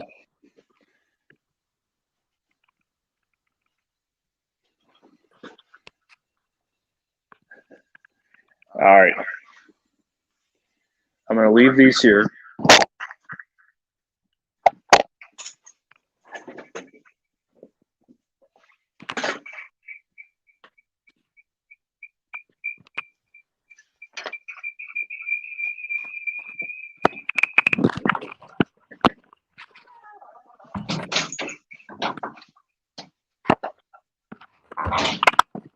All right.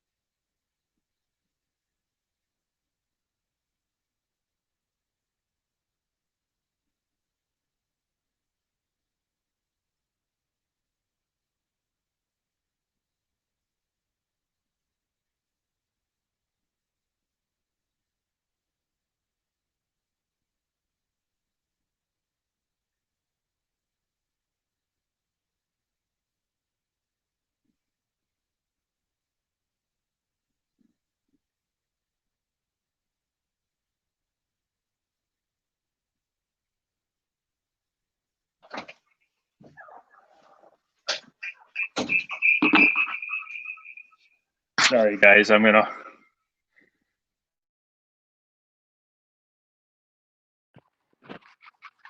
All right. So I muted the one.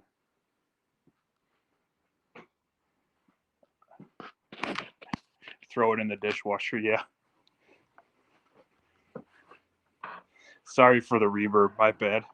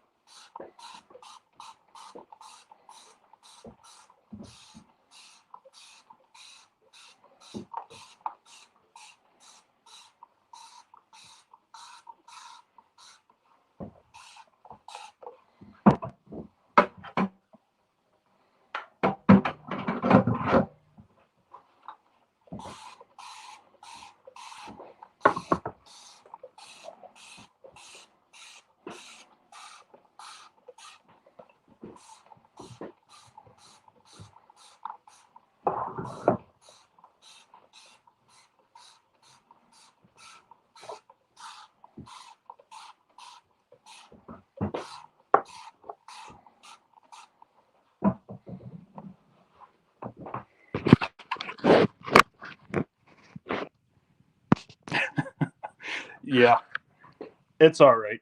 My wife loves me, I think. I don't have any other sink. I wish I could do it outside, but I already have the water shut off for the winter. I know. I think my wife loves me still. I bought this brew your own beer in a bag thing.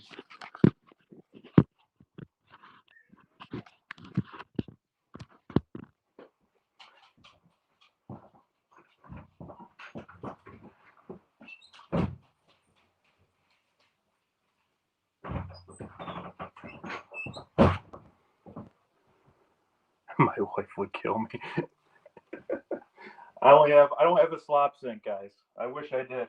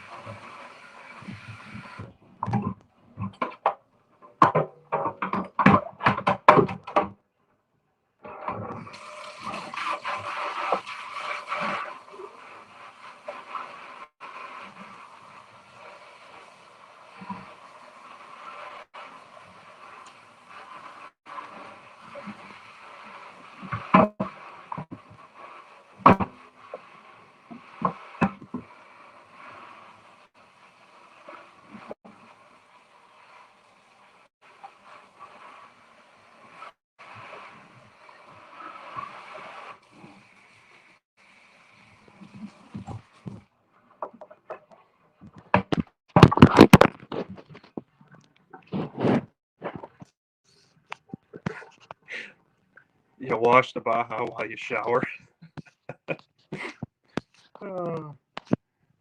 I use the shower in the winter.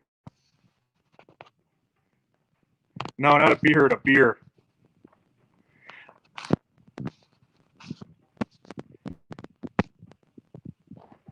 Rub on, rub off. I use the sump pump pit in the basement and hose up in the well pump. Yeah, my basement is a dungeon, kind of like a root cellar type of deal. I don't even think the sump pump down there works. Water goes in, but nothing ever pumps out.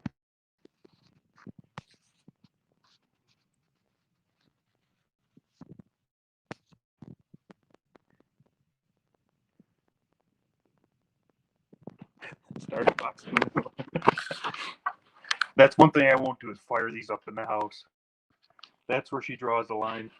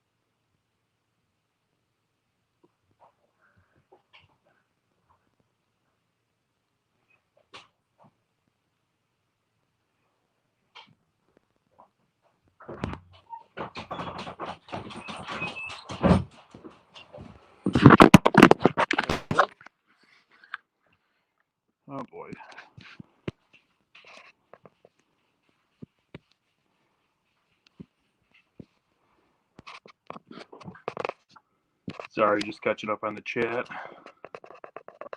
I did miss a spot.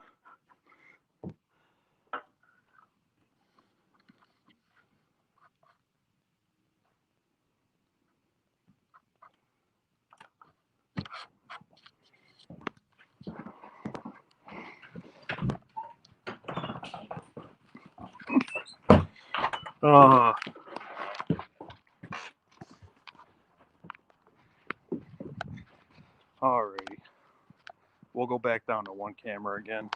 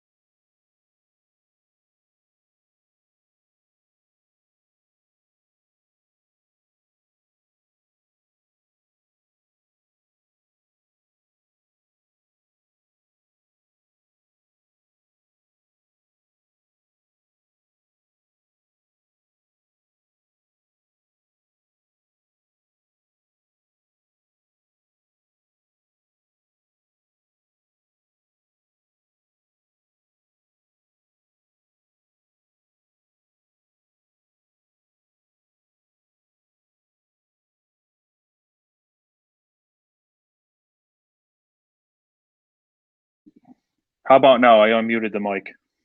That'll work. How about now? I unmuted the mic. And there goes your reverb again. Sorry. All right, guys. We're back. Yeah, I don't know. I think I'll be all right. She watches me wash those in the sink all the time.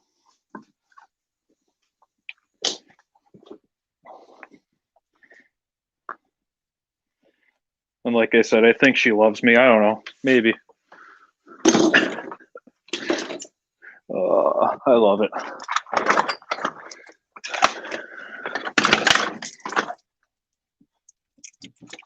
Ooh, gotta turn the heat off in here now. It's toasty. Toasty, toasty.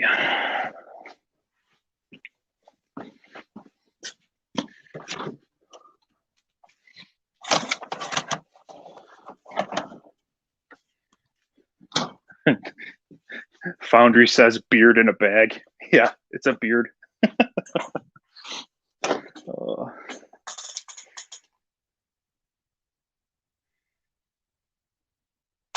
Oh, guys. All right.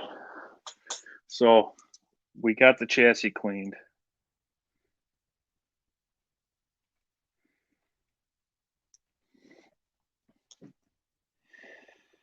Oh.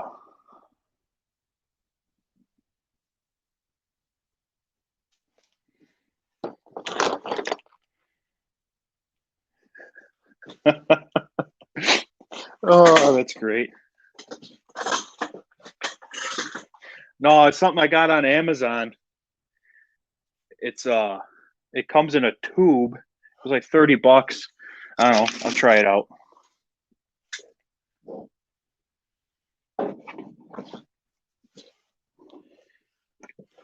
Phone was starting to die. I had to plug it in. All right.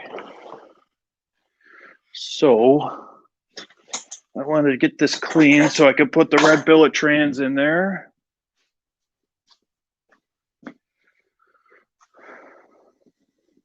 I'm getting there, guys. I'm getting there.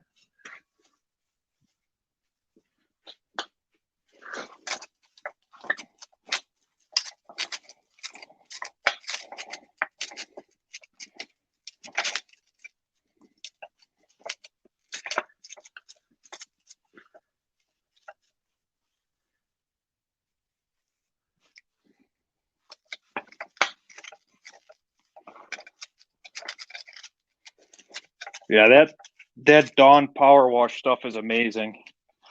Spray it on. You barely have to scrub.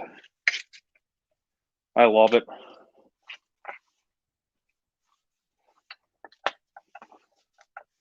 And I also really love this red color. This red is sharp. That stuff that Rovan sells, super sharp.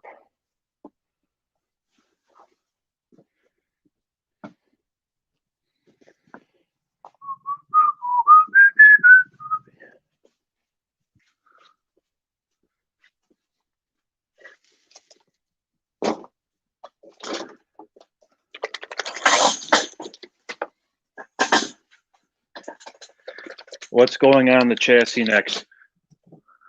I'm going to finally install this Big John. And then Wade's, that red-headed 45 that Wade showed in his video today, that one's mine. So that's going to come back here shortly. So that's going to go in here. Then I'm going to send this 45 that I have now back to Wade so he could freshen it up a little bit and go after it, because he sent me the parts for that. I've done most of the work, so I want him to look at it and see what's going on. And he can do further development on it.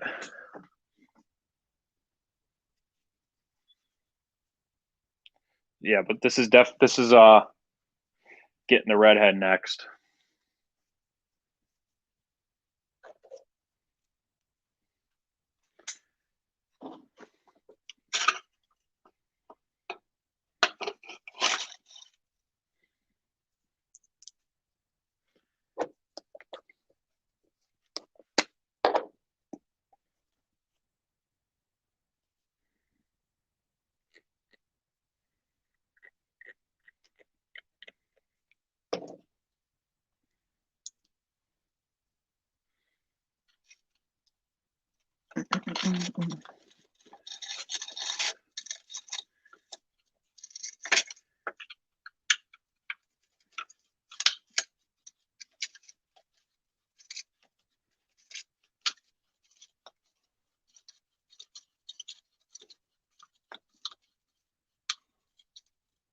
Just as I thought.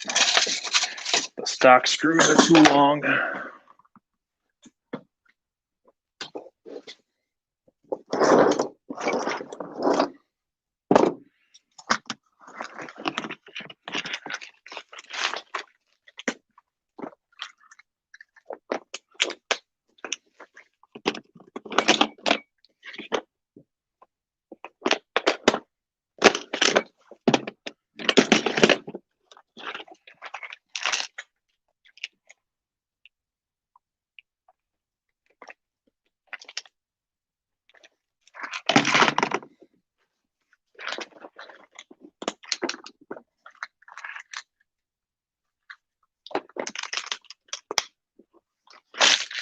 That Big John, that Rovan 71, we're gonna put that in the 5, or the not the 5, the XLT when it comes back. When Wade's done with the 71.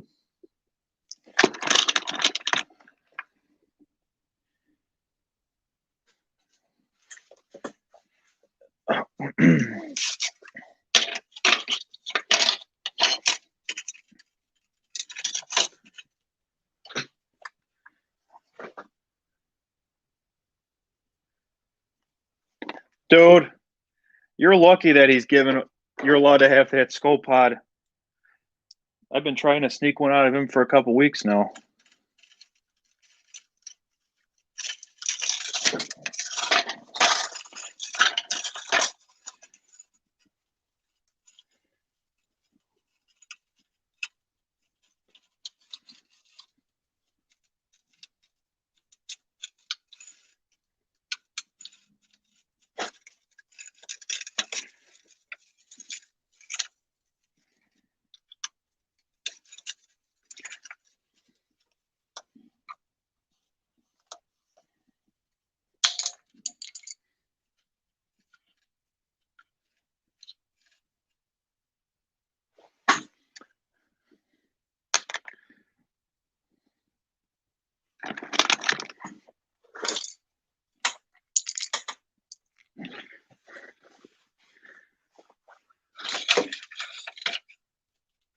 the Botagel SRE skull pod, yeah.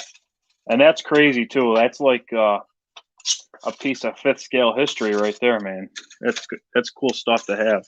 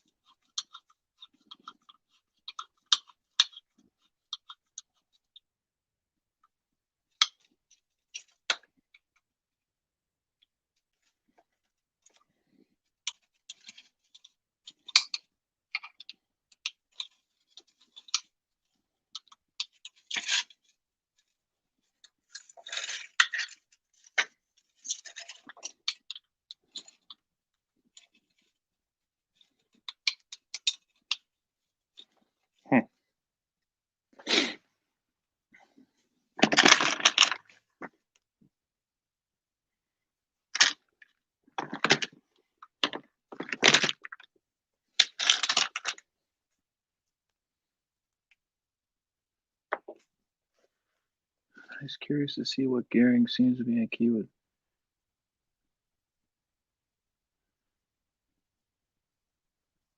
I got stack gearing.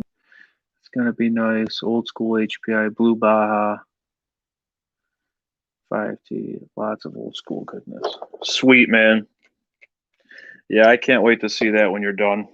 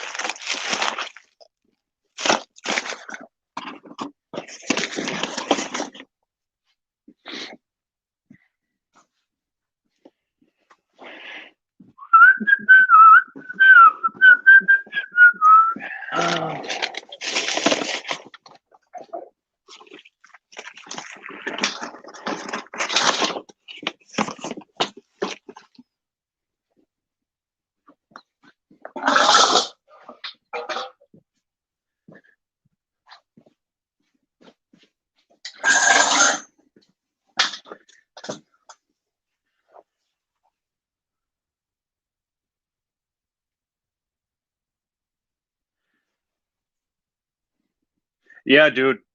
That was awesome, Big John. Sending Wade all that stuff. That's crazy.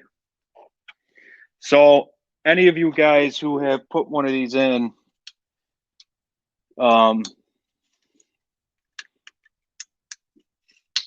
did yours come with special screws? Because guess what? These are too long. The stock ones are too long. And I don't want to force it and strip out this nice case.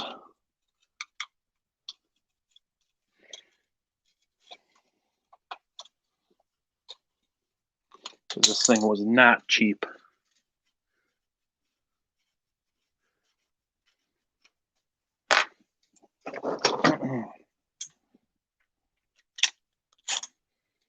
Because if that's the case, I'm going to have to run and get more screws.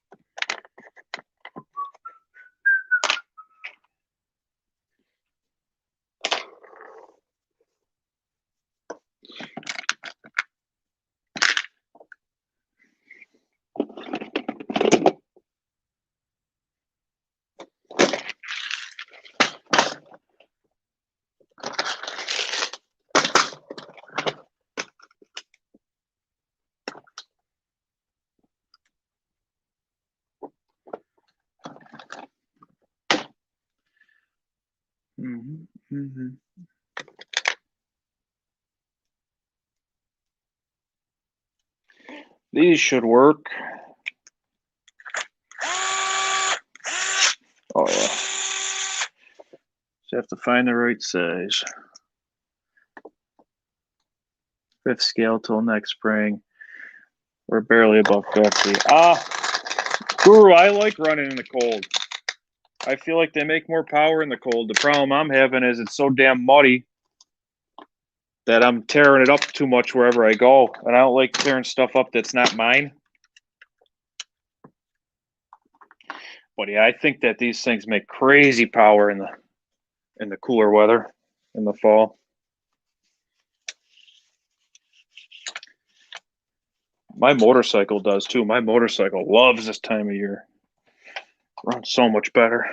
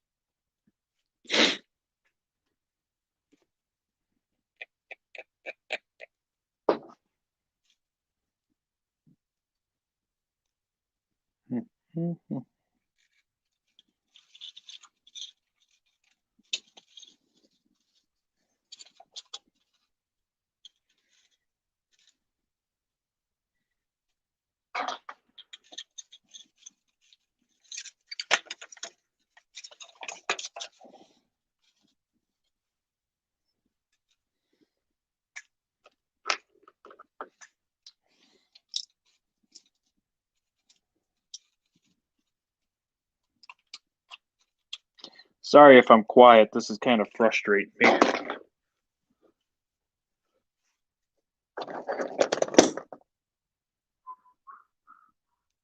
There's a 2.5.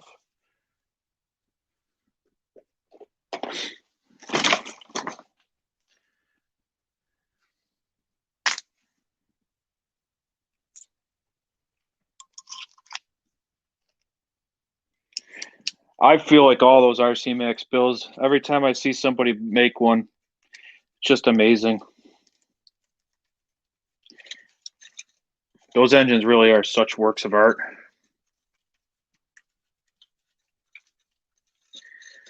There we go. Now we're cooking with peanut oil.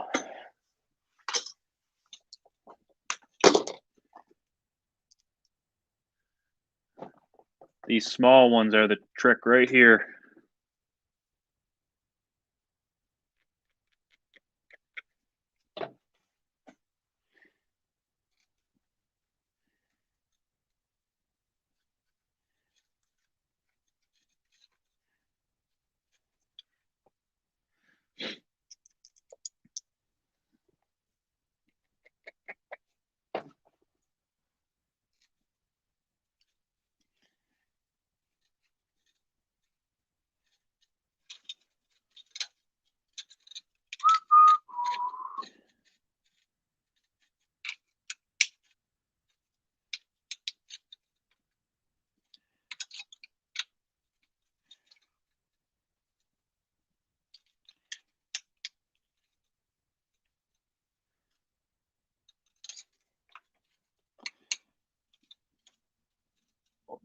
Tight, not too tight. One thing I don't want to do is snap a screw inside that thing. It's a beautiful piece of artwork right there. Look at that. When I first finished rebuilding it and everything, I said, oh, I don't even want to put that in the truck. It looks so pretty.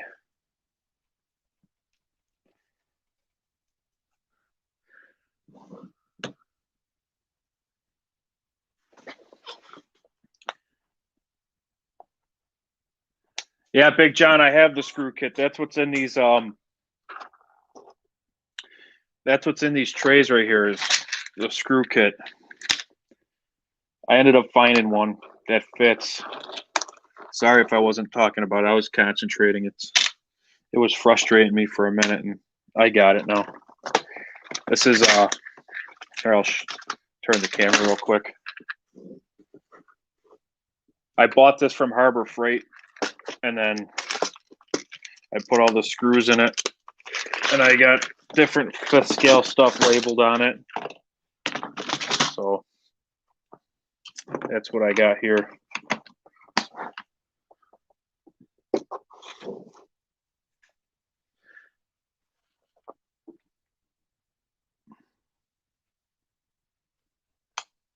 So I wish that there was more people who did the 5th scale drag racing near me, because I would be all over that. Just I don't have time to travel to do stuff like that. I wish I did. Maybe in like 35 years when I retire, but they'll have gas and stuff outlawed by then. We'll all be running electric, electric, and stuff like that.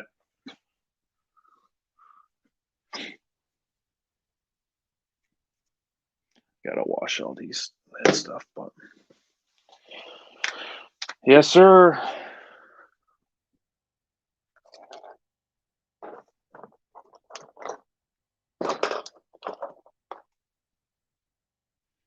Catch up on the chat real quick.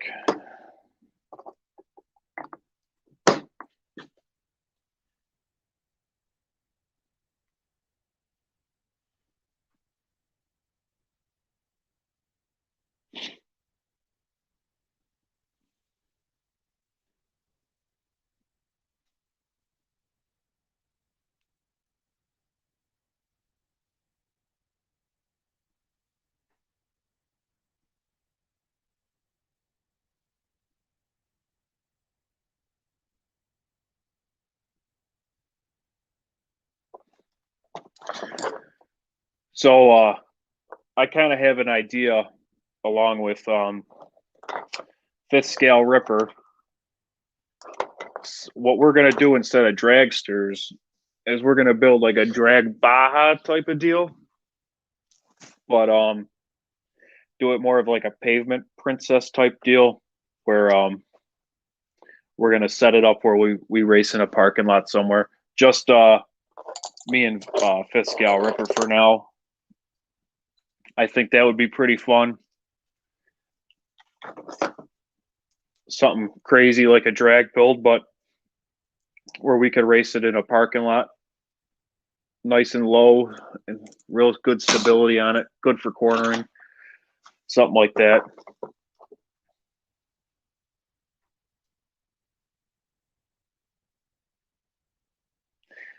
I have a Fly Sky GPS. I do. I like it a lot. I had just the cheap one, and then I ended up buying the GNSS analyzer. But yeah, guys, I hate to cut the stream short, but I got to get going here, and the rest of the day is dedicated towards my kids and my wife, so that I can take them trick or treating and everything. But I appreciate everybody stopping by, and we'll do this again. I liked doing this, talking with everybody.